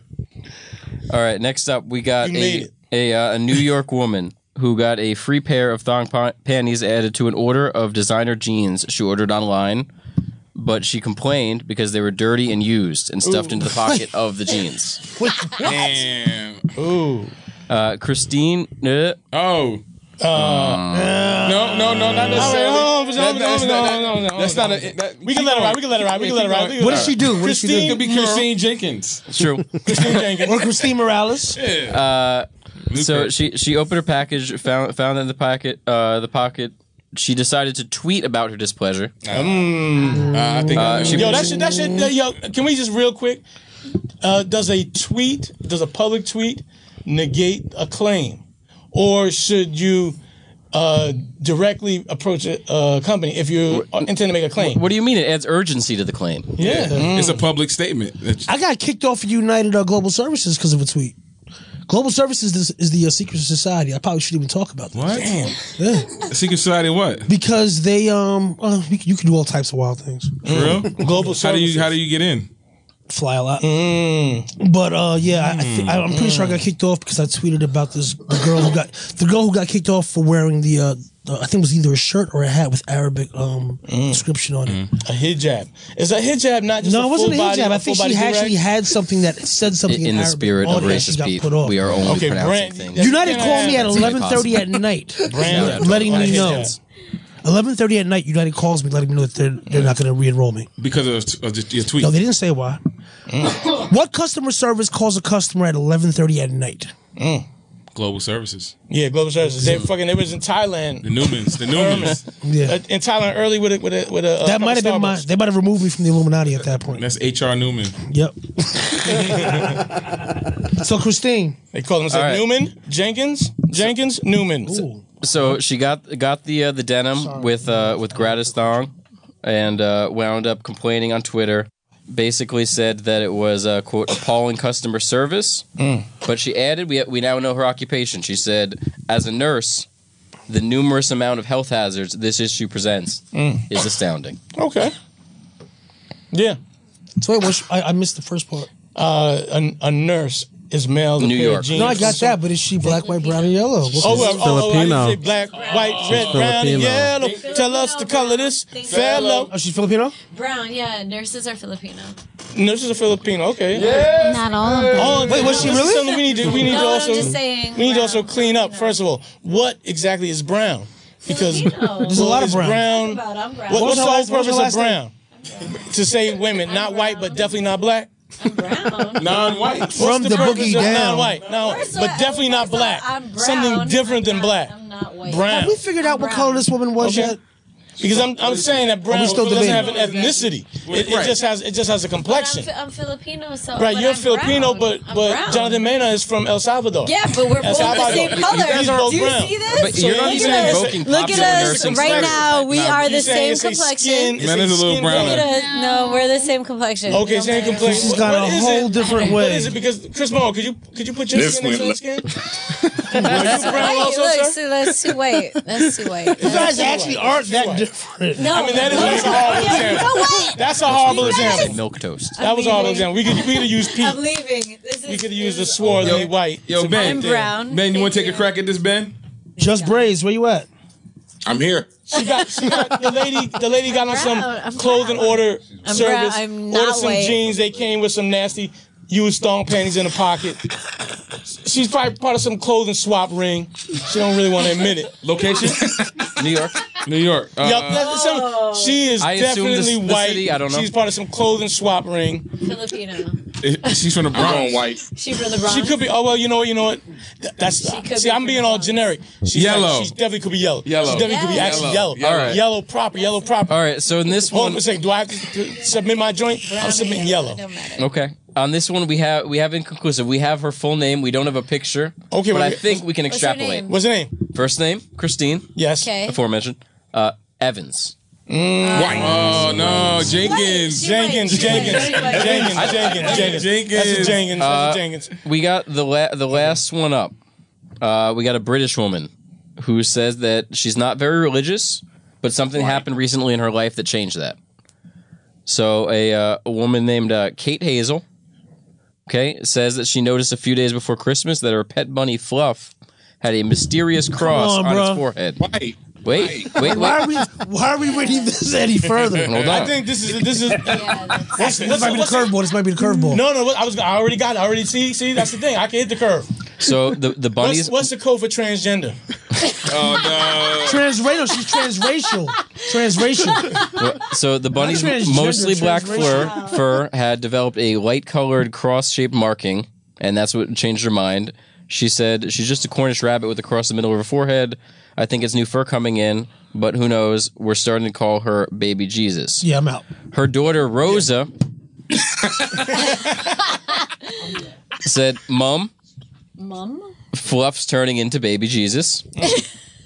And all the townspeople are now referring to the rabbit as Fluff the Baby Jesus. White. You said everything in the story's white. People, Kate Hazel. Even her daughter Rosa. Ooh. Spanish. But he said they were British from the beginning. So Spaniards don't really, with Spain as close as it is, and even Portugal to fuck up in, Spaniards don't need England. Wow. I'm just saying, European Spaniards don't need England. They got Spain right there, right? Wow. Yep. They got fucking Barcelona to fuck up in. And if they really fuck up, they got Lisbon. What about the Pakistans? Well, Ben, I have... no, that's not it. Mexicans. Dallas, you got it from the jump. Again, the aspect of bringing this round table of people, different thoughts, like, having you, Matt, having Ben, when Ben would hop on the mic, but having all of these people, which I felt like were the people that we were talking to. We fucked with the same music. We all fucked with that bring your own blogger barbecue. And we all vibrated like similarly for hip hop. And it was like, Matt, your comic timing is incredible. But everybody here was just tuned in. We were tuned in because of the weblogs, man. I think of my man Rafi's spot, Old Word, great weblog, great critique, and love of hip hop. And just the interconnected networks in general. And salutes to the power of Combat Jack and his belief. Man, he gave us all them wings. Just Blaze gave us rocket fuel for the wings. But Combat showed us, put us in the air, put us right at the atmosphere. Said, boom, here, hop with this booster rocket, go further. Do your shit. Go find it, man. I'm traveling the globe for sneakers, telling people why it's important to go track down sneakers when they go on clearance at Modell's or TJ Maxx or wherever. That's the love part of the game, finding that spot. But you can't find that spot if you're not on the ground. If you're just sitting behind a fucking laptop or sitting on a phone sometimes, you're not, IRL. What is that for the new internets? I mean, for everybody, that's in real life. You use URL. You used that URL to find that website that you was going to. But then IRL, man, I met Reggie at a spot called Belmont Lounge, a block from Irving Plaza. And met up with dude one night. I didn't meet him on purpose there. I'm just there vibing because Rob Swift is playing. My man Good Time is playing, spinning. And Reggie just stood to the side of me and said, I know you, my man. I'm like, yeah, brother, I thank you. I don't know you, though. He's like, no, I know you, my man. And I'm like, yeah, brother, all right, thank you. I don't know you. And he's like, yeah, Dallas, Penn. And I'm like, what? Who the fuck? I said, who the fuck are you? He said, I'm Combat Jack. And I was like, word? The Combat Jack? The person who was telling us these incredible industry stories, these real life stories, placing himself in a time in New York that I was familiar with. But he was in front of the fucking velvet ropes. Like he was in the VIP section. So he was talking about places where I was at this party that he's talking about. But he's with the artist, and he's up in the VIP. He's seeing it from that perspective, from what the artist is doing. I'm seeing it from the perspective of the fan or the person in the crowd, like, oh shit, this shit is lit. And motherfucker over here is talking to this chick, and dude over here getting hit with a champagne bottle in the head, and just the whole vibration. So that was incredible to me, to imagine seeing the first nigga that sees fire. But one nigga sees it in a valley. Another nigga sees it high on a mountain. They both seeing the same fire, but they seeing that shit from different perspectives. The dude seeing the fire from above kind of understands it more. It's like, oh, this is how I fucking whip around. This is how I navigate this shit. The dude below is like, oh, that shit is a fire. I'm gonna go to that shit. I can go cook food or whatever. The fire, get me warm. You know? The internet's Dallas is either saying some truly genius shit right now, Just or I have no idea what's going on. What's the illest place you perform in front of? Like how many people? 100,000? 200,000? No, it was like 50. No. 50,000. I don't accept that. I don't accept that, Just Place. No, but there's a reason why. Okay. I had my mom on stage with me. Oh, okay. So it's 50,000 choice. People you probably hand selected. Okay. No, but you know, my mom, she understood. It took my mom a long time to understand the producing thing. Mm-hmm. It took her for her to understand that. It took me to take her to the Grammys in sequence and ask me, like, you know, a producer like Quincy Jones. Y'all saw Quincy Jones? Yeah, and I'm like, she's like, is that what you do? And I'm like, yes. Like, I couldn't explain. I'm like, I write. What do you say to your mom? Like, I write songs, I make beats. Like, you know, you ready to produce your Wiz? You're the Wiz? Yeah, I could at this point. Yeah, y'all can be cast. I gotta figure the title I have for this Wiz-like movie got sunk because of the whole Cosby scandal. What was it, The Hucks? No, it was from one of the characters from the TV show. But yeah, okay. But yeah, no, so it took me taking her to the Grammys for her to really understand it. And then it wasn't until she got to see Mick Jagger with her own two eyes on stage. You know, like, Mom, don't throw your bra on stage, please. Please don't. Why are you trying to control your mom's bras? Come on, man. Oh, why? Because she's with you? Yes, because it's my mom. Okay. But seriously, that, like, true. I think that's when she finally understood the production thing. The DJing thing, she got it because as a kid she used to, you know, come with us when I would DJ out. But when I was able to see, like, that was when she used to have to drive me and wait outside for 3 hours until I was done, you know, getting finished doing a show. That was you playing other people's music, right? But yeah, and getting paid $50. You were playing other people's music. Now there were nights that she get to see. No, now I'm playing for 50,000 people and your music. Yeah, and it's my music, and she's on stage, and people are like looking at, like, who's the old lady? Like, that's his mom. So I was gonna take pictures with her. You know what I mean? Like, and that changed the whole experience for me. That was probably one of the funnest nights, or most fun nights of my life. Was your dad still around? No. My pops passed right before it all happened. Yeah, so he caught the very beginning when you say of before it. All happened. No. But I say before it all happened, I mean before it really took off. Okay. He caught the very beginning of it, and then he passed. I think when you say he caught the beginning of it, he saw that you was good. Yeah, no, he saw that it was happening. Like, I had actually went to see him, I want to say in maybe 99, 2000, to tell him, like, yo, this just happened. Like, I just met with these people. These records are coming out. We have a couple of gold plaques, you know. And he told me how proud he was of me, and then he passed shortly after. And my mom's, you know, has gotten to see it. And but it's one thing for, like, her to see things via TV or magazines or anything like that. It's another thing for her to be on stage and experience it. Yeah, and that's why I say, yeah, that for me, that was probably one of my most favorite moments. Dig that, for sure. Dig that. That's incredible. That is incredible. I would love to be able to, you know, give my mom one of those moments where, you know. But I think she's had one moment where one time we was at a bus stop. I was going to ask you, what's yours? Because I know you got one. We was at a bus stop one time, and she was like, she said just exactly what other girls said. Like, he ain't getting paid for it. Like, oh, she saw your name on a billboard somewhere? No. She just saw somebody be like, oh, that was paying. And then they left, and she was like, you ain't getting paid for nothing. What the fuck they talking about? You so fucking da. I was just like, yeah, Mom, true. Yo, Dallas. Yeah. My mom asked me if I'm getting paid now for, like, you know, kitchen stuff and, like, taking a meet. Like, are you getting paid for it? I'm like, damn, like, you ain't happy I'm in Hollywood taking meetings? Like, you know. No, I mean, listen, So your mom is questioning your current glow up? Well, the old earth job is to keep you on the ground. Keep your feet on the ground, you feel me? That's the old earth job. That's the gravity they have. They keep your feet on the ground so, you know, you don't fly off. You know, you don't be untethered thinking like, oh, I'm taking meetings in Hollywood shit.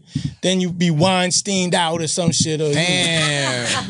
Thanks, Alex. Or Oprah. I mean, listen, whatever. Pick your pleasure, Benhameen. You in Hollywood, brother. You see how Weinstein got slapped the other day? Shit. He in Hollywood. Benhameen is in Hollywood writing for the new American Gods. American Gods. Is that shit any relation to the book Kirby? No, it's not the New Gods. The New Gods, right. The New Gods was the joke. They should make American Gods and New Gods crossover. Nah, American Gods is by Gaiman. It's a book by Neil Gaiman. Neil Gaiman. Oh, Neil Gaiman. Neil Gaiman. Neil Gaiman the top. But, again, did you see how Weinstein got slapped the other day? No, he got who? You didn't see how he got slapped in that restaurant? No. It was like the... Yo, in Scottsdale. Yeah. Oh, snap. Yeah.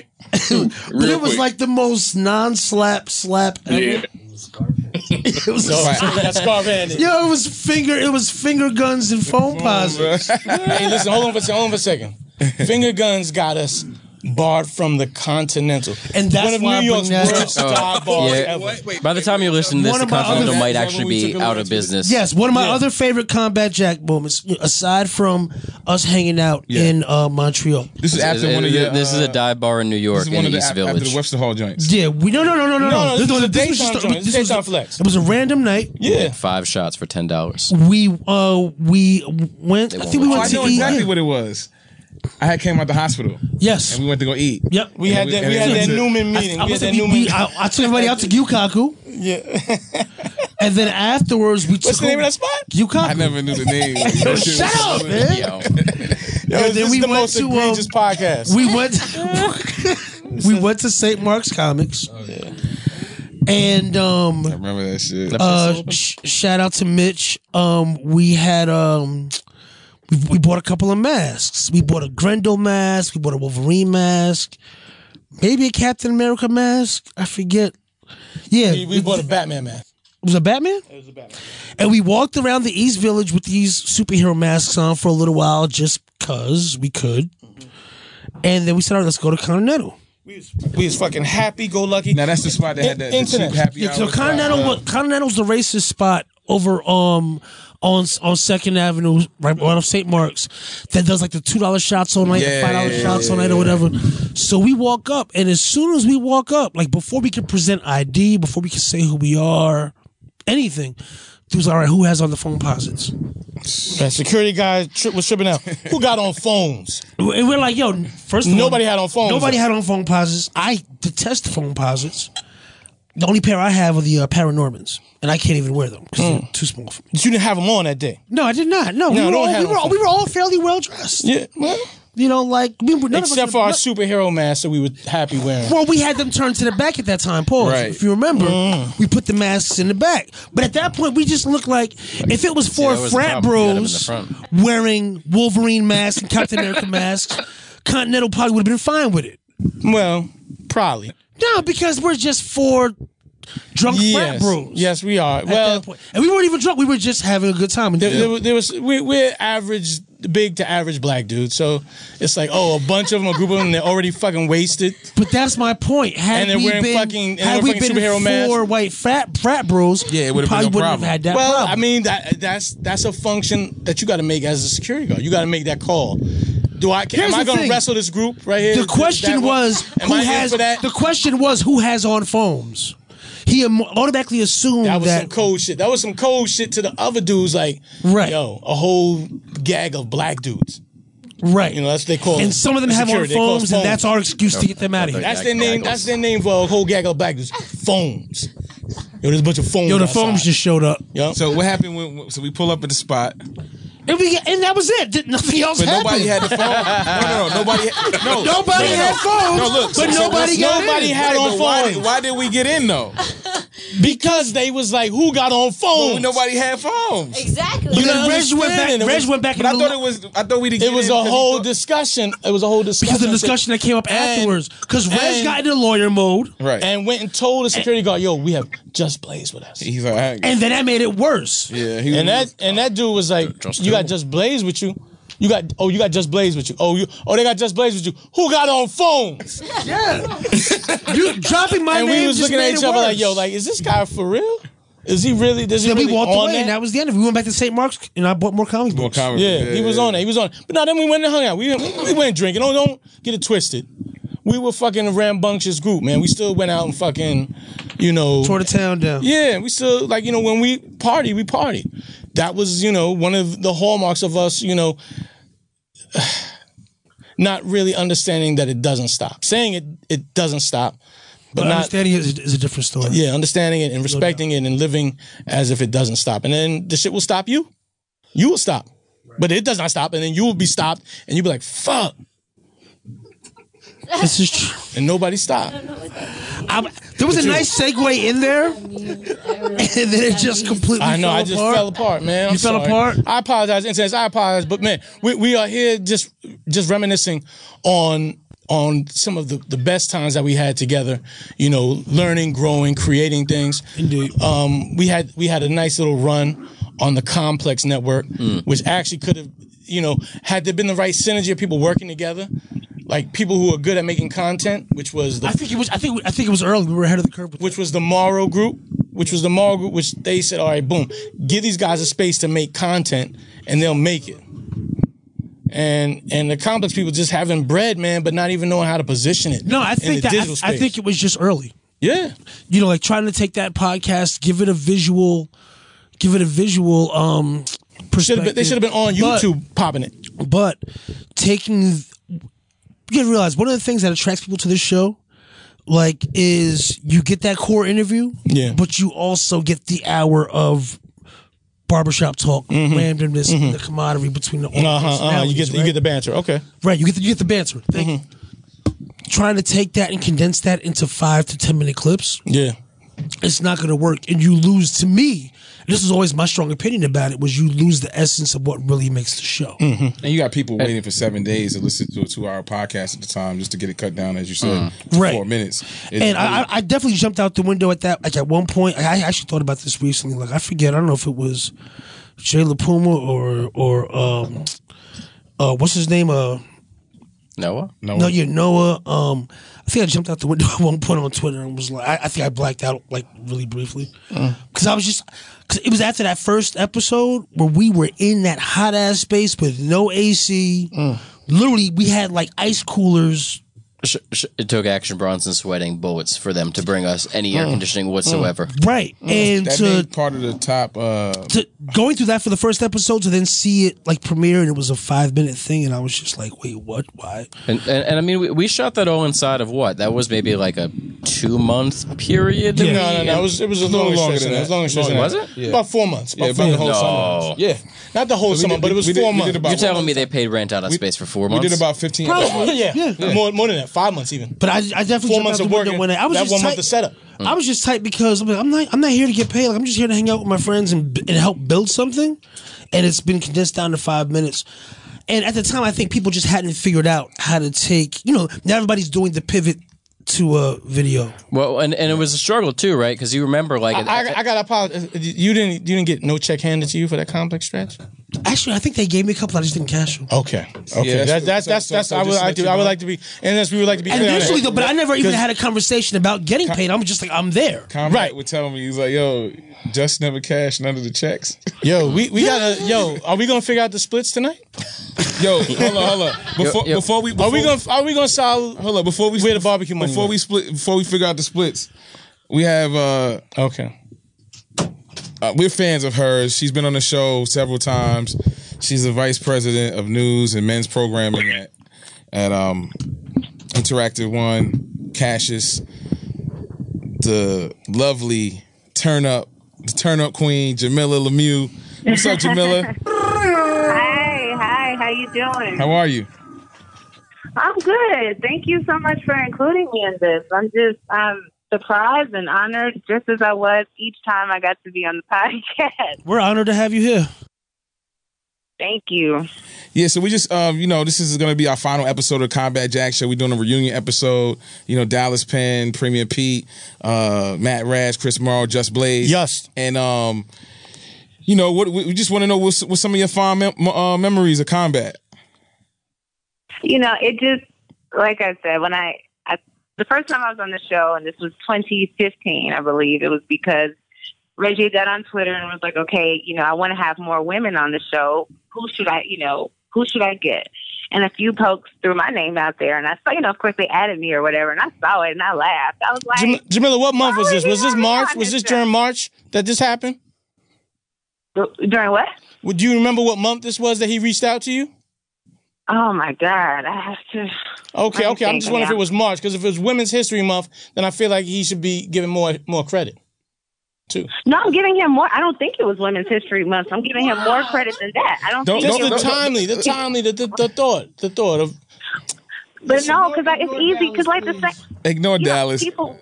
Okay, hi Dallas. But people like to do black stuff in February and women's stuff in March. I'm pretty sure it was not March. I think this was just him honestly saying, I want more female voices on this podcast. Yeah. And even with that, so because at that maybe point, not me. You probably should call somebody more significant. Do you remember what it was now? Why? What the date? But no, I was just honored, and I thought that he was gonna see my name and be like, ignore Dallas, please. And get Solange on or something. And that first conversation was just such a rich and well-researched one. I was surprised how much he knew about my personal life and my child and my baby daddy. But it was just really what struck me about Reggie, listening to it before I actually had been on the show, and then the two times I did it, was just his sensitivity around gender and women. And I have a former rapper friend who once said, a lot of niggas hate you, right? Like, niggas you don't know hate you. Like, rapper. I'm like, why? Like, we're always talking about gender and feminism and all that stuff, and, they don't like you. I was like, okay. But Reggie just really wanted to know more about this stuff that we talk about and was sensitive to it. And I think that was part of Reggie being a good dad, too, Jamiliah, because I feel like with his daughter, he understood. I mean, he's a frat boy, so he understands frat boy mentality. But having a daughter made him realize that, there's another side of the game. And, absolutely. He wanted to empower her, as well as his boys, as well as his sons. I think it was his daughter that gave him his understanding and his consideration for women and how they have to be cultured and cultivated, as do boys, as does anybody. Right. And what that looks like coming from a man, right? Like the things he needs to know about women to raise her, and just him wanting to know that was just so dope to me. But him loving his daughter. Yeah. Yeah. Speaking of daughters, I had my daughter on the second. I have a 4-year-old, and she was with me for the second show that I did. And I said, King, I'm coming from work. She's with me. Are you okay with me bringing her?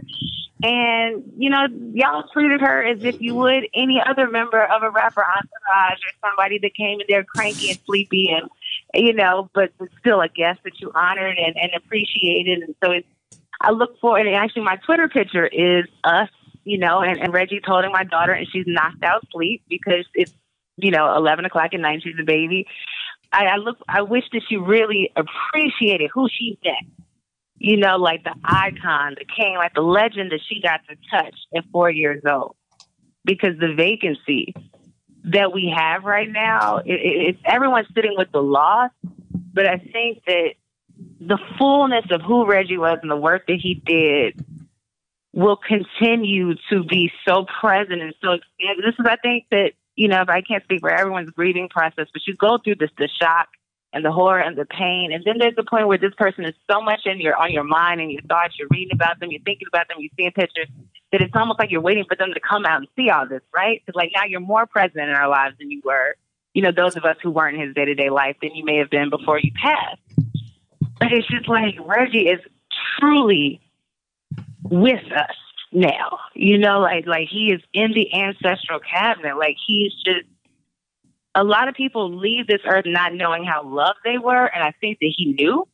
And I feel that that knowing is why he showed us so much love. You know, like just a regular ass writer chick who, you know, somebody said put her on the show, and he was like, all right, word. Like that he made me feel the way he did, listen to me the way he did, the way he was able to talk to regular folks and billionaires and everybody in between with the same respect and care and deference.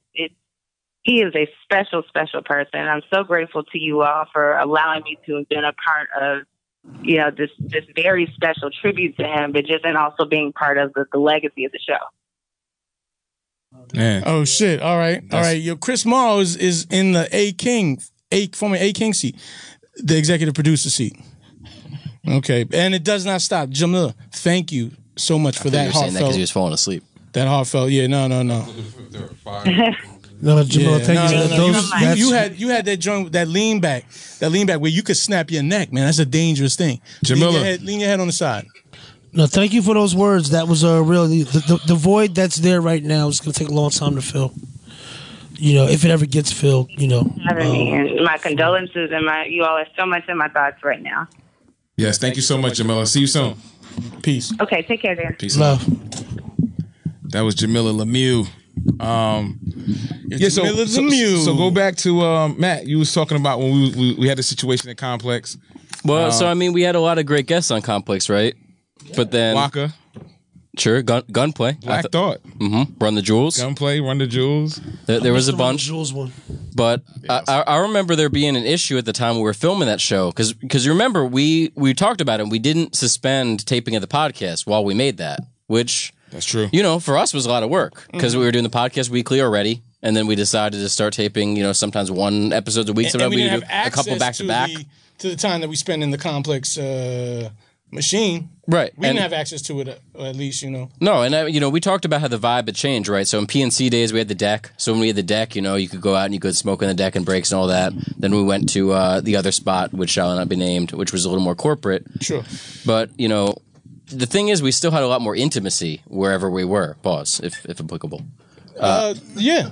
No. I mean, think about the work we were able to do inside that new space. Think about just the fact that this thing would have ended if that new space didn't say, "Hey, I believe in y'all. I fucks with y'all. You know, I'm gonna risk it all. I'm gonna risk." You know, my standing in, you know, but y'all, I believe in y'all so much because I'm catching the vibration. But do you recall that, like, when we started doing the Complex show, that, like, some of our most beloved podcast episodes, they were pretty tight that those guests weren't on Complex at the time. There's one I'm thinking of in particular, which is Dame Dash. Hold on for a second. I mean... Well, he was mad that he didn't get the Complex shoot? Mad is an understatement. I mean, like, but the thing is that episode would have never happened on Complex. Do you think it would have? No, it wouldn't have. It would have been cut up. I don't even know. Do you think Dame even would have came in for it? I don't know. No, I think he would have. But the way Complex was editing what we were doing at the time, it wouldn't have had. They would have just took the shock shit. No, they would have taken me and him having a back and forth. And then you would have had a problem with that. Right, that would have been it. Yeah. Complex. Yeah, but then Just Blaze would have probably hit him with a cease and desist. Like, I don't want that shit. C&D. And that's it. Then that'd have been a loss. The issue was it would have never gotten to that place in the first point because there was no intimacy. It just would have been a regular interview.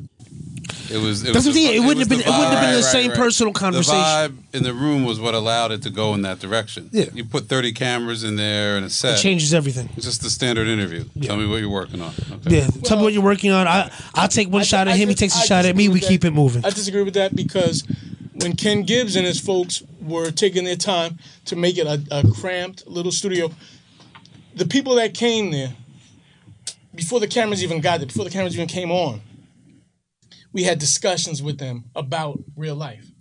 We connected to them on a level that you connected with people from your neighborhood. Yeah, but I'm saying it's like we went down to meet with Dame before that interview, and he said one of the things he liked, despite whatever issues he had, the garage band, the kind of making it up as you go along aspect of what was happening appealed to him.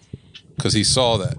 When you put that in Complex, now it's corporate. You see what I'm saying? Like the outlaw shit that we were doing. Well, yes. That's a function of Complex. On top of that, there's certain things that I wouldn't have brought up if we were sitting there like on the camera for Complex. Right. You know what I mean? So technically, yes, there were cameras in the room, but it's the not the same vibe was energy. different. The vibe was different. I mean, there you was rats have to scurrying attribute around that at to the the editor Complex or the studio. publisher or the person who wants those images out. Yeah, that's funny that you mentioned that. A little bit of money came, and we had a set, but it was actually that's where the rats were running around. We made some money, the rats came. Right. That was the Buster episode. Yep. Buster had a 6'6" bodyguard waiting in the back with a suit on and everything, and then I remember there was a rat that would start running around crazy. Well, the first time the bodyguard jumped up on a folding chair, and everything stopped. But so the way they had it set up, right, is so they had this one big space. I don't know what the space used to be before we turned it into studio briefly. It was like a storefront. Yeah, exactly. Yeah. It was definitely just like on the avenue or a whatever, white box. like next to like a barber shop and whatever else. Yeah, whatever. So we had like a curtain separating kind of the production crew from where the guest was being interviewed by the hosts. So initially, there was something that happened like while Buster was getting interviewed. Just something happened with the production where like people just screamed and nobody knew what it was. And like Buster was getting kind of tight, like because he was getting a little bit vulnerable. Like we started asking him about like nervous. we were talking about like Chris Lighty and some different stuff. Yeah, that like he was a little bit reluctant to even like I think open up about. And then I don't know. Once Vermin started running over his feet, surprisingly, like I don't know, he really didn't want Once to talk. Polly after the that. Possum came in the building. Yeah, I mean, listen, that was and I remember him saying that was a raw space, but I never seen no rats. Well, and then we had when Gunplay came in. Remember, he demanded we had to get him a lineup before he could come on. Yeah, he needed a shape up. Yo, so awkward. I know, man, awkward. It just got real quiet Internet, you for gotta no imagine this is still as much as we all love to be around each other and do this. It's kind of awkward to power through this. You know what I mean? But we are doing it, and this is kind of therapeutic. Can I say this? Post, Reggie passing on, but one thing that I was gonna say is this is something that you and I, A King came by the house the other night and we talked about a bunch of things. To my understanding, this is the last episode of the Combat Jack show. That does not mean that the camaraderie has to stop. Like he always said, it doesn't stop. I propose the We're gonna say camaraderie from now on. No plans. Don't. No, I propose and camaraderie. something. There's things happening. Just Blaze. I propose something. That's all I'm saying. There's things happening. It shouldn't stop. And it cannot stop. No, it can't stop. It doesn't It will not stop. stop. With the power of the internets. Yes. Still. It Internet won't stop. Can you just not say internet already? All right, fine. Edit this. Just take out that I said anything at all. So correct me. What is it? What's the correct? What would you call it? Internets, plural. It's the community. It's more than one. It's a populace of. It's family. Yeah, it is. It's family. It's family. Fuckybergs. Yes, it's Fuckybergs. Wait, can we answer a question? No. I've wondered this the whole time. Jenkins. I'm going to start a podcast called Fuckybergs and Jenkins. LLC. Wait, I want to know this. I've wondered this as long as the LLC S Corp. As long as the Combat Check show existed, I've never known this. Is Fuckyberg supposed to be positive or negative?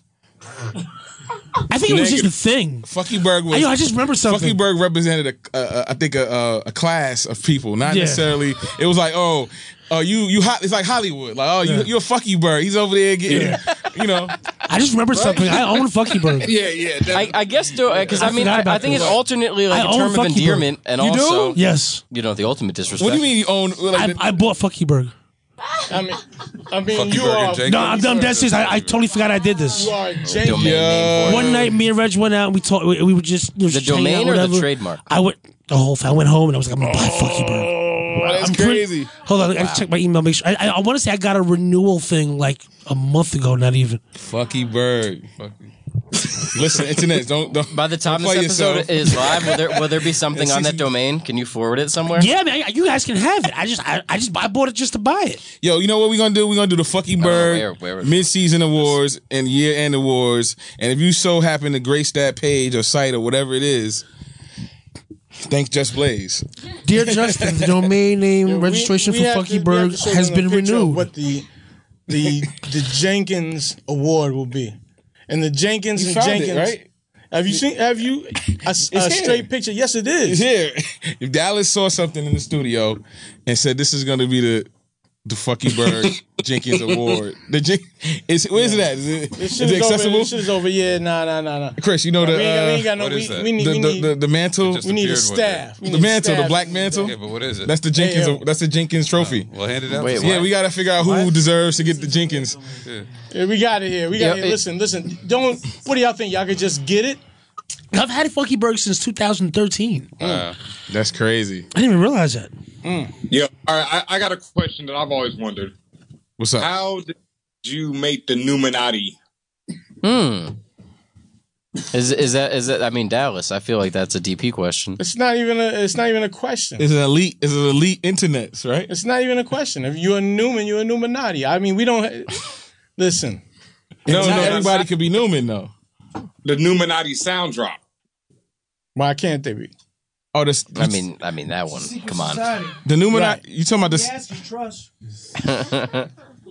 Right. The sound drop. That's just some regular shit. Listen, there's just levels of Numinati. But hold on, to be a Newman, what's the requirements? Define Newman. You want to be a Newman, not a Jenkins. Right. Well, no, I would argue that you are a Newman and a Jenkins. And a Fuckyberg. Or at different times, sometimes the combinations thereof. Are all Jenkins Esquire? No, not all Jenkins are Esquire. Oh, fuck you. No, they're just Esquire. Yeah. No. If you do get to be Esquire, Jenkins Esquire, that's the highest. Yo, Solomon Jenkins. Solomon Jenkins. Yo, listen. Internets. We're going to sign off. Sorry, I want to thank Premium Pete, Dallas Penn, Matt Raz, Chris Morrow, Brother Christopher, Paul Cantor, Gucci. I don't want to say Juan's last name, so I'm just saying Juan Newman. Juan Newman. Juan Newman. I like that. Juan Newman. Yeah. What up, Paul? Shout out to Benhameen.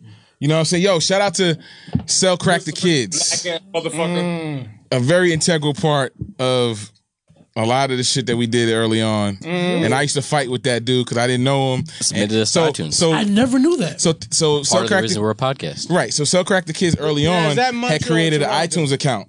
When before we knew, we were still at PNC. Right. And I used to have a problem with that because I'm like, why is this stranger creating things that he only has access to? At some point, is he selling that was my whole thing. to So children. me and Reggie would argue about that. Yo, just chill. I got this. And I will always fight him with it. I'm like, yo, I don't like the fact that so as we transitioned to podcasting, it was like, oh, okay, we're not doing it live. We need access to that account now. So now who's going to have that conversation? And you know, I thought he was going to resist, but Sell Crack the Kid saw the vision. He was like, yo, this is y'all's. Here. Done. Nah. So shout out to him, man. He's from Canada, I believe Ontario. Big integral part of what we're doing. Sell Crack the Kids. Where we going? Shout out to Theodis Jones. For a very long time, he did all the show bills. Man, I mean, shout out to Newman, our original mascot in the PNC studios. Yeah, remember Newman? Terminator. Shout out. Who's missing? Newman is missing. Shout out to Urban Latino Radio, our original sister station when we were at PNC. What up, Pretty Lou? Shout out to the original interns, Jerome, Ronaldo, Snacks, Dwayne. Snacks. Wait a minute. Sorry, I'm not part of the original interns, but I have been an intern and more than Well, you the survivor because everyone got fired after me. I mean, you're the last one left on the island, so. Badru, my man. Shout out to Badru Kasul. Shout out to Badru, Shout out man. to Spoon. Shout out to everyone. Reggie made dry snitch on themselves, including pimps, porn stars. We had YSP. We had Monet Divine. Monet Divine was on the show. Shout out to the original Fuckybergs, Eli and Lauren from the Complex days. Yes. Shout out to our old studio neighbor, Artie Lang. Don't Google that to figure out where we used to record. Shout out to Artie Lang, man. Shout out to Dame Dash, one of the greatest episodes of all time. J. Cole. And also my boss for like 2 days when I interned there. Shout out to the regular guests who used to guest host, like Sean Price, yes, Bun B, yes, and Freddie Gibbs. Internets. Shout out to Just Blaze, conspicuously absent at the moment. He once promised to make us a new theme song with Heems. That never happened. Yeah, it kind of went quiet. We never heard it. I mean, maybe we'll hear it one day. I don't know. That's all. Shout out to Heems and Black Thought. In my opinion, two of the greatest freestyles ever on the Combat Jack show. There were many more. Most fearless. Most fearless. Black Thought is, of course, Shout out to Large Professor too, man. That first time we had Large Professor and Just Blaze in the room. Large Professor is hip hop. Large Professor is hip hop. Who else? Who else gets a shout out? Shout out to Fat Joe. Fat Joe was a big supporter of what Combat was doing, especially with the newly released Mogul, The Life and Death of Chris Lighty. Yes. Shout out to Fat Joe. Shout out to J. Cole. Shout out to Wyclef. Shout out to Fonte. Danny Danko and Redman. One of Reggie's favorite episodes. I remember him mentioning that one a lot, actually. Yep. Shit, man. Redman was one of the greatest episodes ever. Shout out to everybody, man. Like, it's been an amazing ride. Again, like Just said, we ain't stopping. The show might stop, but we ain't stopping. And Lucky Berg and Jake, stay tuned. Stay tuned. That's all I can say. And keep supporting the movement. Keep supporting all of us individually and collectively. Get ready for combat. And dream those dreams. We want to do this together. Or, dream those dreams. Internet, we want to hear you guys. We want y'all to tweet that you cried after you hear this. All right. Benhameen is gonna have a 0.5 second delay. So, all right. Dream 3, those 2, and dream those dreams. Man up, live women those up. Dreams. No. Wait. Okay. So wait. Hold on. 3. You know, we're gonna fade out and play a clip of Reggie right now. A classic you gotta clip. add the women up. Just put some outro music on this. All right, man up and woman up. Right. Dream those dreams. Man up, woman up, and live those dreams. Because life without dreams is black and white. And the universe flows in technicolor and surround sound. Wow! Internets. We love y'all.